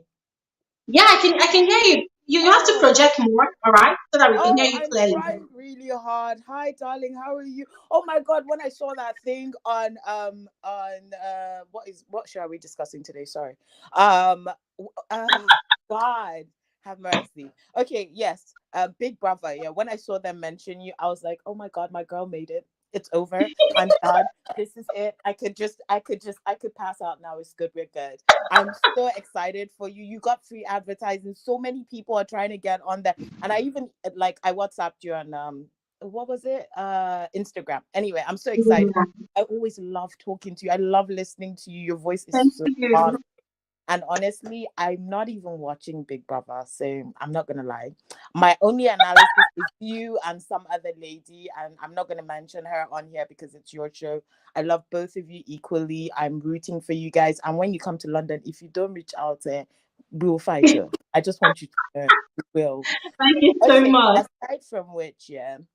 So first of all, I'm going to say that most of my comments are personal comments and observations from just watching both channels, and they're not from watching the actual show. So nobody should quote me because I don't see any scenes. I just listen to you guys talk and then I make my You own can, you judgment. can focus on your observations from this channel because Yes, any other channel I I'm not cannot gonna really I'm say, not gonna you focus know. on yours. It's just yours. So from Yeah. what I've seen of Sheggz, yeah, Sheggz is very classic narcissist, and everybody has said it. And from what I know, yeah, his skill of manipulation is at the optimum. He has to basically make himself bigger so that everybody can shrink. And if he has to do that, he has to be able to control the narrative of everybody else. And if he doesn't control everybody else's narrative, how is he going to look bigger? You understand me? So he goes around just sowing everybody's discord, making them underestimate themselves, making sure that they always look down on themselves and always look above to him. And that's why whenever he has an argument with people, he has to approach them to make them feel scared, to make them feel intimidated, to overshadow them, to make himself look bigger. And he is a big guy. So when he comes in front of you, you feel scared, whether you're not, like, even if you're the same size as him, anybody walking towards you is invading your personal space. And that's what he has to do in order for you to feel like you have to feel like maybe just disturbed, in order, or unsettled. That's a better word, unsettled. And when you're unsettled, what happens to your mental state is you can't think. You can't assess the situation clearly. You have to constantly be on your tiptoes because you're trying to catch up with the situation. Whereas he's already understood that this is my strategy to basically ensure that you're not able to, be coherent, think coherently, make yourself look like an individual who is actually intelligent. And that's always been his strategy. Now, him trying to be like the other couples and stuff like that, for me, it takes two to tango. Bella is 25. If she was 21, honestly, I would give her a pass. But Bella has already said her own. She wants to be taken care of. And being taken care of, yeah, it's like a man that says, I want a wife, yeah. And when he marries the wife, he says, well, I don't want you to work anymore. I can take care of you. And then when she's not working, yeah, and when she has the babies, he's like, but you should be working because all your mates are working and cleaning the house and doing everything else. If you knew you needed a housewife, yeah, marry one. If you know you need a woman that is independent, but with a woman that is independent comes individuality. She has her own purpose. She has her own mind. She has her own thing. So most men will marry the woman that is basically a career woman and say, I want you to be a housewife. Why are you trying to destroy her? That means that you enjoy the challenge of actually destroying someone. Aside from which, yeah, Lewis, I'm so sorry I have to mention you, but I don't agree with you at all. You're saying that Adekunle is some sort. I find like a lot of like men tend to have like they have to have a very toxic and negative energy because they've not dealt with their emotions and they're very emotionally immature. And that's what I find personally in London, in Nigeria. And him continuously mentioning London, London, London doesn't make you any better than anybody. I remember a time when I used to look at people come to shop in London and I'm doing my per hour and I'm thinking to myself, oh my God, these people have so much money. It's amazing. What are they doing in Nigeria? And I got to Nigeria and I realized, well, it's all the same. You understand? There's nobody that is better than anybody. People just have different opportunities and different mindsets to make money. So all what he's doing, he's living in the shadow of other people's success. And that's why, like, a lot of wealthy people, they say to their children, you're not going to inherit anything. You have to go out there and make it by yourself. He is trying to live in the shadow of his parents. I'm in London, I'm in this. No, you are not better than anybody else. You're just basic. And the reason why you have to live in other people's shadow is because you know you're an empty barrel. You lack the intelligence and the capacity to be able to identify with people on a basic level of humanity. And that's why you have to do all this gra, as Nigerians would say. That's the best word. And as for me, Adekunle for me, he is going down the route of Moses. He is blessed. He's amazing. He's calm. His personality is really, really good. He's just an individual that gets along with everybody. But the issue is he has a very bad temper, and his temper. And to be honest, I'm probably the same, and I'm working on myself. And if you don't realize it, you might realize it too late, and you might have lost too much in order to be able to identify and work on yourself to that point. Adekunle is just going down the route of Moses. He's going to miss his blessing if he's not careful, because they're going to trigger him deliberately. They're going to use it as a way to ensure that he looks bad, and he's not helping himself. But they are to be honest, as you said, they're goading him. They're trying to bully him. They're trying to manipulate his emotions. And in such a confined space, it is insane. Everything is tripled, quadrupled, multiplied. It's like the sensation of being touched by a fly. It is multiplied, accelerated. It gives too much sensation to you that you don't know how to deal with it. And that's what Adekunle is suffering from. Her mates are really disappointed. I can't lie. I've seen the guy's Instagram. I've seen him on my Instagram, and he's super cool. Why does he have to fit in? He doesn't need it. He doesn't need to fit in. The whole point is he's just out there doing him, being amazing, being that alternative person. When you watch, I'll put him like this. He's like a twin to me. From Housewives. He's like that kind of different, and it's not a bad different. It's just like in his personality, he's so different. He's so avant-garde, he's so out there, so amazingly different. And he's just shrinking himself because, and this is a Nigerian thing, because he needs a philanthropist to sponsor his ideology. And he thinks that philanthropist is Sheggz, because Sheggz has made himself look like, the wealthy one, the man that can do everything. But unfortunately, Sheggz does not have the personality that what's that guy that dated the guy that lady mentioned? Kidwire. He doesn't have the charisma of Kidwire. He doesn't have the subtlety of Kidwire. You understand? And he doesn't have the pedigree. Kidwire, we could check the internet. We know his father. Let's go and check the internet. I can't find him. I'm not being horrible. I'm just being honest. I can't find him. Anyway, look, my darling, I'm so proud of you. I'm so happy for you. Great advertising. Great. Oh, you're just my girl. I just love you so much. You're doing so well. And I'm gonna go. And I really have spoken really fast because when I'm not nervous, but I talk up fast a lot when I'm trying to get all the information because it's 2 minutes. Everybody else, thank you so much for being patient. And you know what? Thank you so much, Beloved. Three times I got cut off. I'm not even gonna lie. 3 times. So sorry. No, it has nothing to do with you. Internet is just crazy. Anyway, have a good day. Love the show. Thank you so much, Beloved. Thank you. We're going to continue on Instagram. Yeah, what's that girl that spoke before me? Neymar. Is it Neymar? Oh, yes, Neymar, yes. Oh, I'm in love with her. She's so amazing. She looks so pretty. That's it. I'm done. And you look amazing. I hope Neymar is hearing. Neymar, if you can just share your Instagram handle so people can actually see really pretty. Anyway, thank you guys so much. Bye. Bye. Okay, guys. So this is what we're gonna do. All right, the people on the screen right now, these are going to be the final speakers for today. Dupe Omiwade is going to give us a finishing. How did the Biggie call it yesterday? Is it a concluding argument? Yes, or a concluding statement? So Dupe is going to be the last speaker. So please, let's do it this way. I'm looking at us finishing this conversation at exactly 3 hours 35 minutes. This is currently 3 hours 17 minutes. All right. So let's just try and keep it short and simple. Okay. All right, so let's have Rainy. Hi, Rainy. Hi, Glory. How are you? I'm fine. I'm fine. You are fine. Okay, so Because I'm trying to keep it short because of time. First, I just Yeah. want to say you look amazing today. You are awesome. Okay. Thank you. Great. So first, I'm going to start with besides Neymar has she has said everything. She's awesome. Like she has said everything, but I'm just going to say something because I'm already up.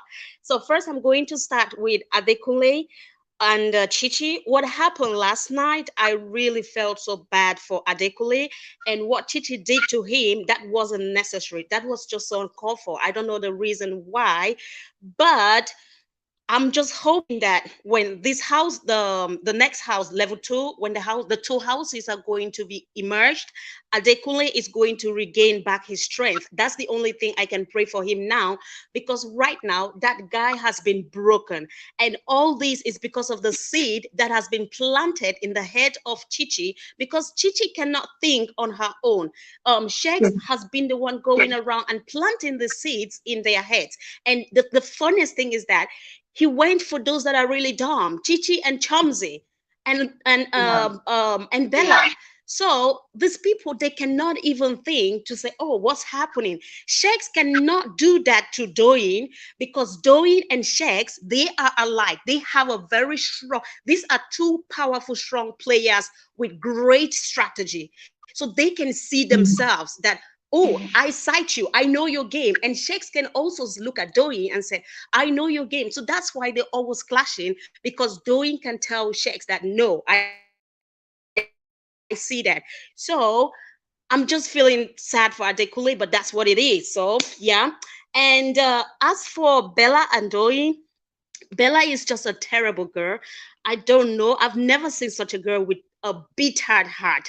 And also your face, even if your heart is bitter, at times you can even hide it. You can even hide it in your face that I know I'm bitter inside, but let me just control my face. But no, the thing is so deep inside that she cannot even control it inside and outside. She can't. And that's terrible. It is not good for a young lady like that, a pretty one for that matter. But when you look at her, the beauty is not longer there, because that bitterness has covered everything, and it's shameful. So as for who is that guy, as for Sheggz, again, like just like I said, Sheggz is playing an amazing game, and this game is it is actually good for him inside, but it is not good for the viewers. This game is favoring him inside, and this game, what Sheggz is doing, it's basically, we call this packaging. This is the packaging game. He has the packaging strategy and also the manipulative strategy.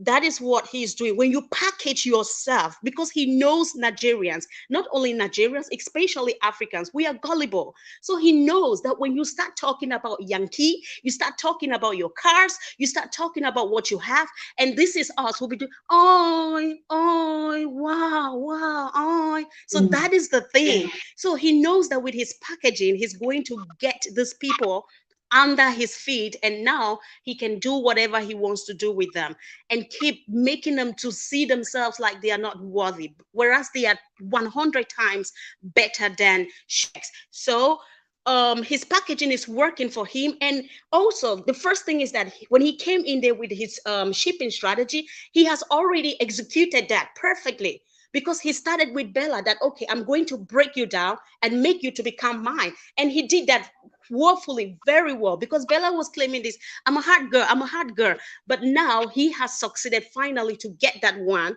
in his palm, and Bella cannot go anywhere. Bella cannot go anywhere. So he has that one right there. And now what next? He wants to control everybody to be underneath him. So the funniest thing is that when you look at when Sheggz is speaking, Bella literally has nothing to offer but just to support. Yes. And I'm looking at the poor girl. I'm like, oh, what is happening? You can't even contribute your own idea. So Bella is literally now under Sheggz's control in that house. There is literally nothing she can do. She's now under his control. And Sheggz has shown himself to Bella so many times, but because she is blind, she cannot see. Sheggz has insulted Bella that fuck you. I'm sorry for that F word. And Bella said, oh, did you just say that? Those are things that will come unconsciously. And that tells you that is who a person is. That tells you who that is who a person is. And he said, "Oh, sorry, babe, sorry, babe." And the other day, that was yesterday, and he said, "Listen to me, listen to me." And then he said something like, You're he crazy. he said something, and then Bella said, "Oh, did you just say that?" I'm Yeah, he looking at told me Bella. you're He told me crazy. you're crazy. Yeah, that you're crazy. And Bella said, "Did you just say that?" These are two things that he has said to you, and you asked him that question. Did you just say that to me? That means these are things that he does these things. So in the house, he's trying to cover these things, but a character cannot be hidden. It gets to a point where it's going to unleash. And Bella is still there. So what I saw yesterday, like, "Oh, listen to me," that's a control freak. I see a control freak in there. I see a manipulator, and I see an abuser right there. But Bella cannot see all these things. So that is it for Sheggz. And there's just a whole lot because of time. I cannot really say it. And as for phyna, before the game, when the whole show started, she was an amazing, outgoing girl. I loved her, and the first time when she was up, I voted for her. But I heard somebody said something that, "Oh, phyna came into that house alone. She's not somebody's sister or whatsoever." The two men that came on this space, I'm going to say those men. I like. I'm going to grade you as 0. You guys, I'm grading you like 0. phyna is totally amazing. Yeah, those two men, they are 0. Nothing for them. But we all know we are playing a game, right? They are playing a game. This is a game. But at the same time, you are living your reality, and you are showing something out there. Phyna had a relationship with Beauty. No matter what, we cannot take that away. They had a relationship. And Beauty was even fighting for Phyna on that night. But the my problem is phyna can go ahead and date Groovy, but at least give it a time. It's not only going to Groovy, but now you went to Groovy and you are talking trash about your friend. It doesn't make sense. It is not okay. And people say that it's a game. That is a trashy game. That is not a good game. When you play a game, play a good strategy that the people inside and the viewers can also see that we know they're all cruising. And that's also one thing I don't like from Phyna's fans, that any little thing, she's cruising, she's cruising. How can you go around kissing people and then you said that's cruising? That's disgusting to me. It's not cruising. Play a game like Sasuke. Sasuke was a player, but she keeps leading on people, but you will not see her involving in all the no, that's a gamer. But when you keep kissing, that's not a game for me. That's you are living your reality and accept it, and which is beautiful. So that is just it for Phyna. I'm somebody that I respect girls code, and if I don't see it in you, then it's a no for me. And for Chichi, I'm going to give that to Chichi. Chichi, no matter what, even though Chichi can be sometimes really loud, but when it comes to girls code, she's amazing. She said it there that she will not go for a guy that she will have an intimacy with that guy, and when she gets disqualified, the guy immediately will move to another person. That she will never go for such people. That was what she told Groovy yesterday, and I was like, wow, Chichi, you are that girl. So that's just it. I'm going to stop here. There's a whole lot, but because of time. So thank you. I will be engaging your tweets. Okay. Bye. Thank you. Yeah. Thank you so much, Rainy. Thank you so much. That was really insightful. And I just want to point out something. When I had my interview with Tokema Kinwa on the bus, I made a statement. I was asked a question about the Bella and Sheggz ship. And in my analysis, I talked about how in that first week, what I saw was Sheggz breaking down Bella's walls. Now, by breaking it down, he's trying to mold her into what he wants. I actually, explained it that way. And a lot of people came at me. Glory, this is just week 1. How did you see all of that? How did you see what was happening? And I'm like, well, even if it's just 2 days, even if it's just 3 days, it was very obvious that immediately after the night of the launch show, that those housemates were introduced, that night was the last time that Bella was the Bella that met Ebuka on the stage.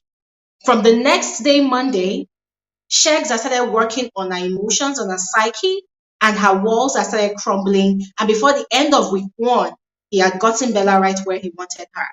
And now, just as everybody else is saying, Bella has become like a puppet. Sheggz is gradually using Bella, to fight certain battles that he himself will not want to engage in. Because why? He wants to maintain that image of the good London boy that is humble, that is very real, that does not brag. All right, so I'm just going to leave it there. I just wanted to point it out that I actually said this and people dragged me for it. So now at least we're seeing it playing out, to the glaring delight, yes, delight of everybody. So just quickly continue, move on to Adewale. Hi, Adewale. Hi, Gloria. How you doing? I'm good. You're welcome to the conversation. Thank you. Finally, I could speak. So I'm just gonna go straight to the point. I'm gonna talk about Sheggz. I think I kind of understand his strategy. He's kind of doing the whole Kid Wyatt thing, but he's also taking it to the extreme, which is new to me. I didn't expect that he was gonna do that, but he's using his influence, his power. He comes from a rich family. And given that Nigeria is a country where a lot of people are poor, money, power, influence is seen as something very powerful, and it makes strong people feel weak. So what he has done basically, he has just dominated the other housemates, at least most of them. He has pushed all of them back in the shadows. Even I don't see Dotun really much anymore. Giddy Fire, he's just there laughing and just laughing, doing nothing. Who else? That's how he laughs. Even Hermes is not doing as much as he used to anymore. So a lot Yeah. of them have they've just all gone under the shadows. They've let him come out, and he's just the one talking like every day, every week. The only male housemate we mostly talk about is Sheggz. The others are just at the background. So Adekunle is trying to what's the word? He's trying to fight that, but he needs allies, but he doesn't have that right now in the house. So that's why he's clashing with this, like with Sheggz and the other people, and Sheggz minions. And Bella, I really, really, I think Bella has this awesome personality that Sheggz has kept hidden, and she's not really seeing it. So all she's doing right now is just going like following Sheggz all around and really doing nothing. So Sheggz has basically just covered, like he has just covered the house with his influence and power, and they're just like following his tail, like they don't even know it. So Adekunle is the only one that's trying to push back at that. Even Dotun tried to do it in the first week, but then he kind of gave up and he didn't do it anymore. So Adekunle is the one trying to do it, but he's not very good at it, and he doesn't have allies, and he really needs that right now. So I hope maybe when the level 1 and level 2 houses merge together, maybe like characters like Phyna and Amaka could support him and give him that foundation that he needs to push back. Otherwise, Sheggz is just going to be the only one controlling the narrative, and Bella will just remain the baby girl for life of Sheggz, like she said. So yeah. And as for Hermes, he felt different at the beginning, but right now, I don't know. I don't know what caused it. He is kind of just, also went into his, Kind his of house and subdued. his shadow. I don't know, maybe it's because of Sheggz, but he's not doing that. Like, at the beginning of the season, he had this much energy, and he was like showing different parts of himself and everything. And now I don't really see that anymore. And as for Phyna, I really wish someone can tell Phyna that she's good on her own. She doesn't really need this, relationship thing, because everyone in the house is trying to, couple up and be in a ship. And I think maybe she's falling under that pressure, or she feels that she needs that to stand out, but she doesn't. She's actually content on her own. So I hope there's someone that can make her understand that and see that she doesn't really need all this relationship thing she's doing with Groovy and all these other guys. She needs to be her own self. So yeah. Sure. So that's Thank you what so I much, want to say. Adewale. Yeah, you're Thank you welcome. so much, Adewale. Thank you so much for coming through. Yes, all right. Let's quickly move on to Na. And hey guys, I just want to quickly appreciate Lutricia. Lutricia just used the super sticker, and that means that she dropped some money. So thank you so much, Lutricia. Shows that you appreciate the work that's going on here. Thank you so much. I really appreciate it. Okay, so we're gonna have Na and then finally Ife Umiwade. So Na, are you ready to speak? Hello, Hi. Welcome to the conversation. thank you. Yes, Okay, quickly, yeah, I let's just get want to your make own this opinion. real quick, just my highlights of the weekend and stuff like that. Yeah, Okay. one was when Sheggz I think they were having a conversation with doing something, yeah, and then Sheggz told Bella to like, oh, she's crazy around that part, and I was like, what? I was I was so surprised. Like no respects, no nothing. And Bella was like, the facial expression just went from 0 to 100. I was like, now you she's even dumb. Mhm. Like I was mad for her. Like, why would you even do that? It was so epic for me. And then when Chichi and Adekunle had their fight, for me, I thought it wasn't actually necessary for Adekunle to have any fights with Chichi because they were just making noise around the place. Because I feel Adekunle is one um, person who, is sensible. So I was thinking, Mhm. oh, he should have handled that part, with so much respect from his side and let Chichi be.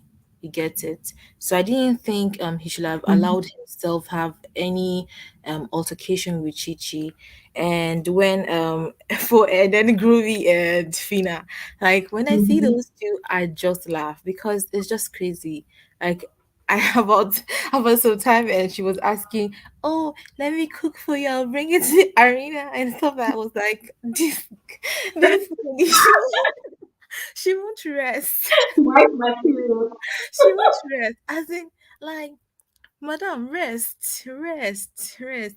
I will cook for you. What do you want to eat? Just tell me. Like, oh, they're actually fun to watch, but at some point it's getting at some point where I just feel Fina isn't concentrating on the game anymore. Like she's Yeah. taking this whole thing so personal and not allowing herself to focus on what she's there for. I just feel that maybe Biggie should do something to give a reset to her to at least focus on what she's there for. And I actually like the way Groovy told her that, oh, you are here for something, focus on it when he was leaving. Yeah, all of that. And I liked the way he said it to her. At least that should have at least give her a reset something about that. And Amaka, I just feel she's just in there. She's not actually over all what have happened with her Groovy and Fina. She just wants to like act cool, but she's not cool with it. She just wants to Mhm. be, oh, I'm a bigger person. I want to act as if I've forgotten about it, but I feel she's not over it yet. I feel she has a lot on her. She has not revealed about this whole. Mhm. I feel as time goes on, she's going to reveal that part of her. And this whole Sheggz and Bella thing, you guys, let's just wait for reunion. They're going to fight. This ship is going to sink. And we have seen it. Reunion, they're going to fight. They're going to tell us they didn't steal the ship. Do you know It wasn't now, let official. me tell you something. Do you know the part that's going to be very interesting, yeah? Say, Yeah. for instance, after all this bragging, and son-in-law vibes that Shegs has been giving on the show, then they now go outside there 9 months later. It now turns out that Shegs was literally messing up. Remember, he has been making reference to Bella's mom. Oh, your mom is going to kill me. Imagine the woman just literally places the curse on that guy. Because you cannot try that shit with African moms. You cannot play their daughters on screen like that, national television. And then when you come out into the real world, you want to come and be forming, oh, it was all a game at the end of the day. Bella's mom is going to curse, what's his name, Check. So as you said, reunions, we await as well. But then, before reunion, there's always some drama that piles up before reunion. So I'm really interested in that aftermath of the show drama. I want to see what's going to play out from there. I'm actually Okay, waiting now for we have that. to quickly, Thank you. rapidly round up. Yeah. I just like I'm just waiting. Like you said, I'm waiting for a reunion for those two. I'm just waiting to see what will unfold like after the whole show. I just want to see how their life is going to be because we saw the likes of Erica and Kidwaya. Nothing actually happened after the show. They were just there. So I don't know. I just want the show to end. Let me see how they're going to process all these things. Their Sheggz is actually saying, "Oh, I will take you to this. I will do this." It's not. I'm not think. I don't think it's gonna work. Like seriously, I don't think it's gonna work. Let me tell you, yeah, from the way Sheggz has portrayed himself on the show, one thing I am very sure of, yeah, is that for the sake of saving face, there's every possibility that he will take Bella to that Santorini just to prove to people that, oh, look at me, all the things I said I would do on the show, I'm actually doing it. But guess what? Where the real problem will now lie is in their relationship. And of course, Bella will not come out and tell anybody that, oh, Sheggz is like this, Sheggz has the tendency to be violent. She won't come out and tell anybody why, because it's going to be a huge, shame for her. It's going to be a taint on her brand. So she will not come and open her mouth and tell everybody, except God forbid, it happens that they have a serious blowout with witnesses around. You know how something is happening and people bring out their phones and then they are recording. That is the only way all the viewers are going to know if at all they will have issues in their relationship and if at all they're even going to be really dating outside the house.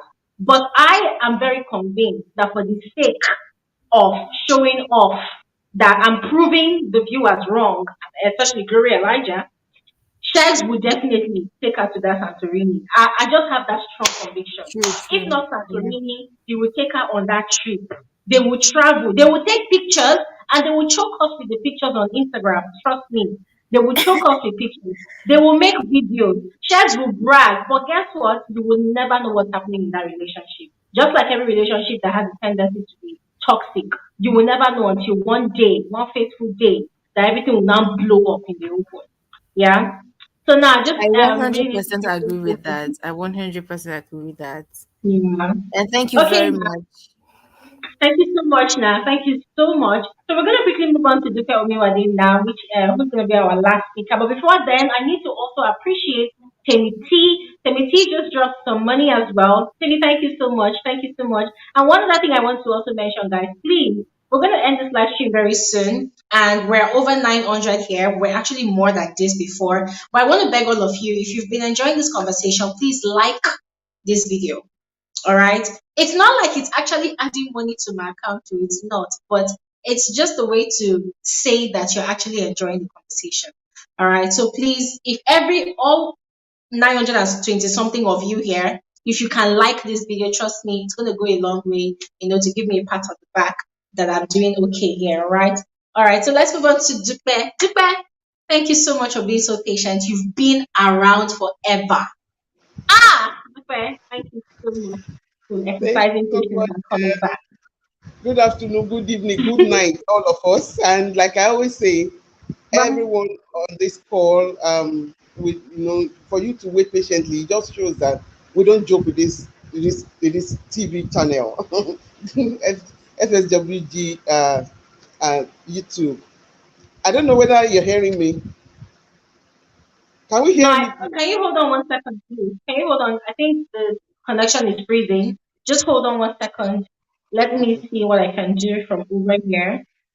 All right, just hold on 1 second. Let me fix this. 1 second, 1 second, 1 second. 1 second. Okay. Let's see. Okay, Dupa, can you try again? Let's hear you, please.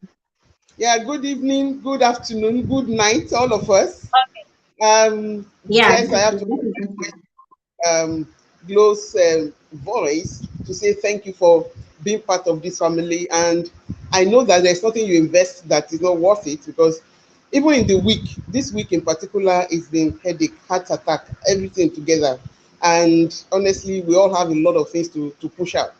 I'm going to start with Adekunle, but I want to draw Adekunle's point from a different angle that we are not paying attention to, that actually messed up Adekunle's emotions and messed up Adekunle's game. Allison is a major factor in winning Adekunle's game. See, if you mess up with a man's ego, if you mess up with a man's emotion, especially in this kind of confined space where there are other men and ladies, I tell you that person will need a very strong emotional intelligence to be able to see through. Allison walked to this guy and indicated interest. And just one day, all of a sudden, Allison took him up and slammed him down and served him hot breakfast. That became a laughing stock, an issue that messed up as giant as Adekunle is, as huge and intimidating as it can be. That completely messed him up. And that's why you see that he cannot but react to everything, because every person is reacting to that. That's why you cannot keep a relationship. That's why you are served out of breakfast. That is an ego thing. That is crashing on that guy. And I just pray, like somebody said, maybe when they merge, maybe we'll be able to find strength. So all you see Adekunle in the normal sense, I don't think he will be able to react that way. I was scared for him yesterday. Who is Chichi? Look at their height difference, for God's sake. But that girl is lashing on, number one, what Sheggz have been able to do, the cabal, the clique, the dangerous, unhealthy cliques that he has formed in that house, that is actually even affecting the performance of the house. So I tell you, Allison didn't do right on that guy's person. And thank God for Rachel. Rachel has actually come handy. Yes, Donyi, you can say maybe Donyi, but Donyi doesn't have a strong acceptance now anymore because of the narrative of Bella, who suddenly turned her to a therapist in a demoralizing manner. So Adekunle is really in crisis, and I just pray that he finds strength very soon. Read whatever it is one of those things and move on. Otherwise, even if you have said the ship was, how many of us have said that Bella's ship will crash? It will. I'm sure I should be one of the very few persons who saw Bella's personality, and I've been shouting from the get-go that I don't like this girl's put up. The way she entered the house, I know that she will run it into trouble, and that is the trouble you have seen. By the time they merge, you are going to see a hell of wahala from Bella's intimidators, because some people are actually going to come that were not part of level 1, and they are going to dare her face.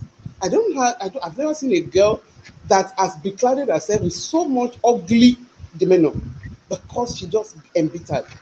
To it who? I don't know. Who made you queen? I don't know. Even if you're a big person in your house, for God's sake, you don't have to come to this public space.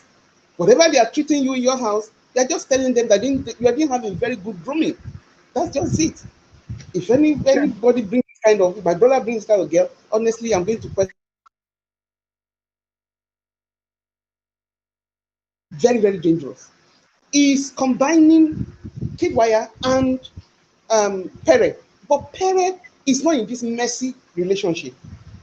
That thing almost ruined Pere. But thank God that whatever he felt for Maria herself, broke whatever it is. And so he helped Pere. For Sheggz, it might not help him. No matter the game she's playing, people are seeing that bitterness. People are seeing that fire is actually setting up. People are seeing that healthy, and it's affecting the team. It's affecting level 1. Level 1 is very, very toxic. There are people of pride. There are people with sense of right. They just feel they're entitled. They just feel overconfident. There's every division in level 1. And look at what they said last week during the task. I'm just trying to pick this, in a fast way. Look at what they said during the task. That Biggie, for God's sake, Biggie wanted to be Big Brother, so he gave them the task to win. Okay, yesterday, was Biggie trying, we saw all the mess that they put up.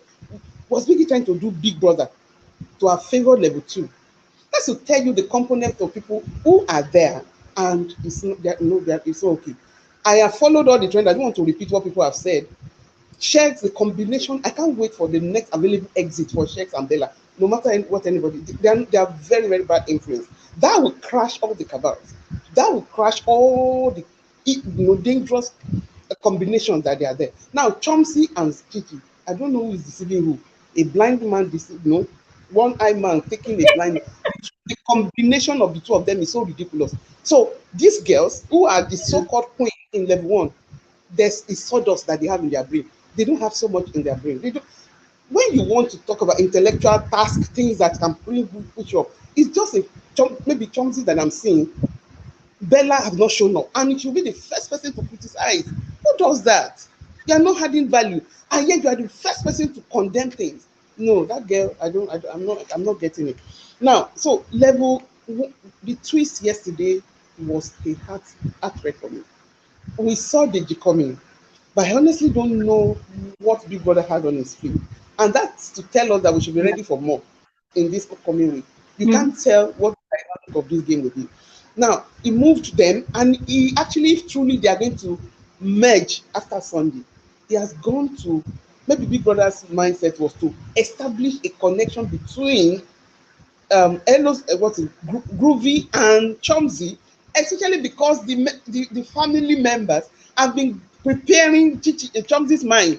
Don't worry, we're going to change your bed. Don't worry, you know, that kind of thing.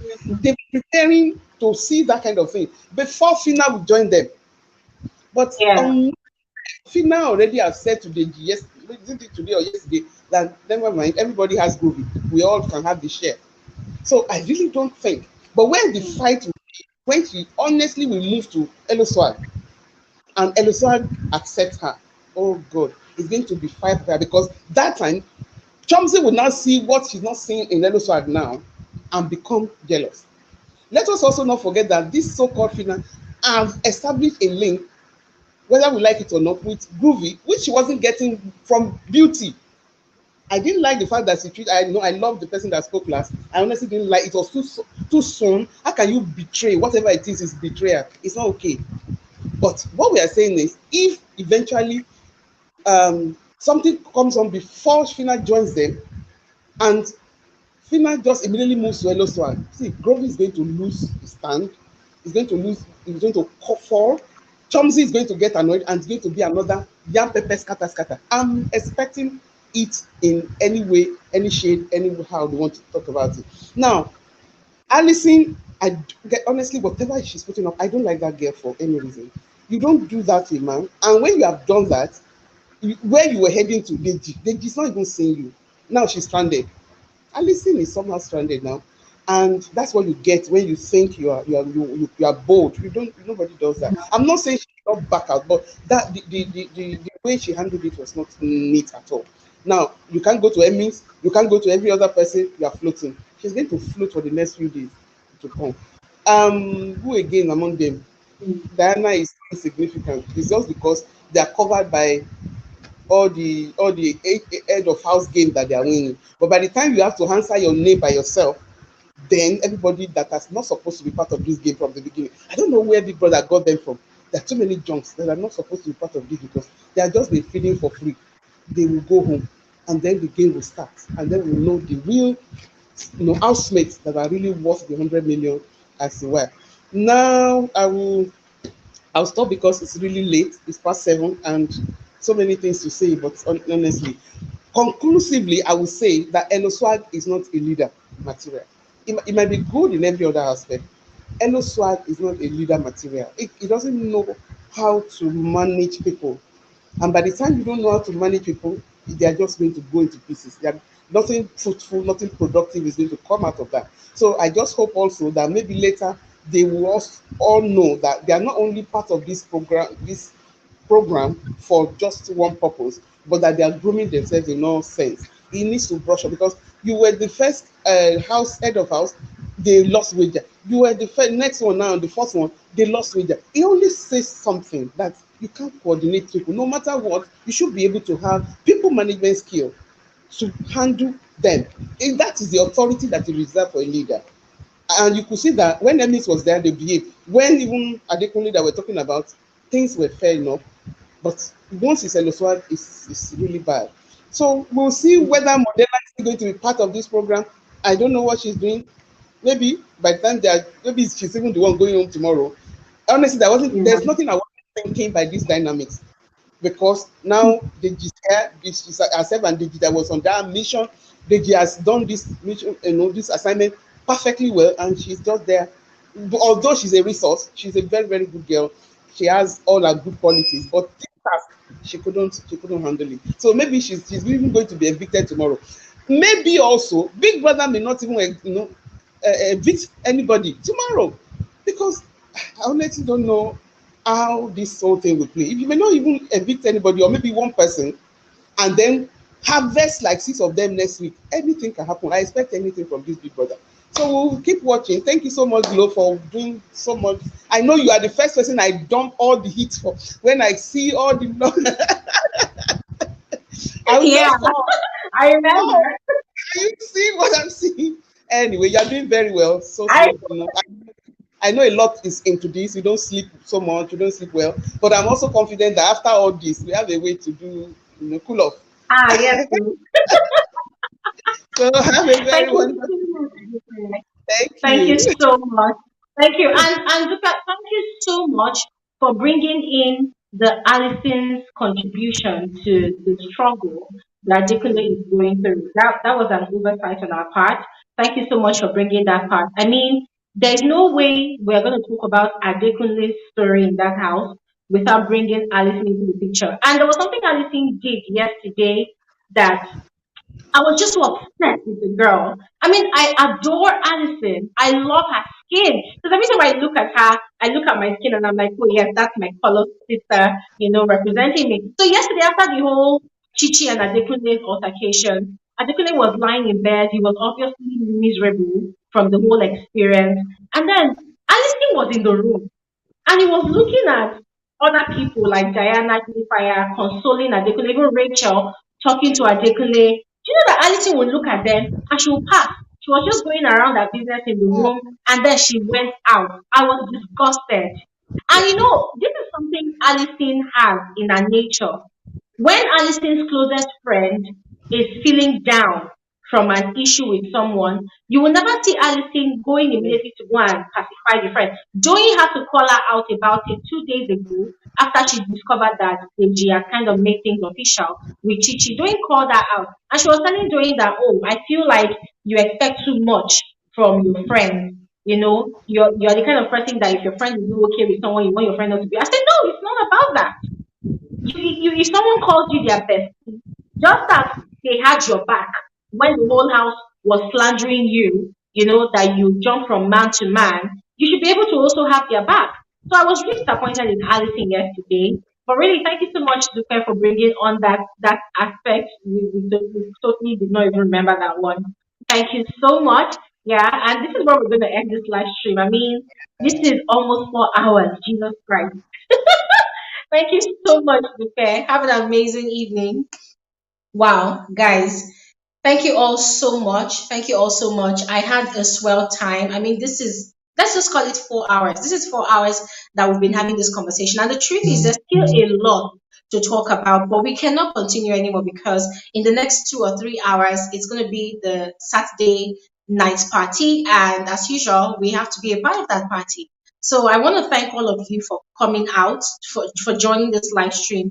God bless all of you and your data, your time, your energy levels that you used to contribute to this conversation. I pray that God replenishes everything back for you. Those of you that contributed, in every way you contributed, whether by speaking virtually or whether by contributing in the comment section or whether simply by watching. Thank you all so much.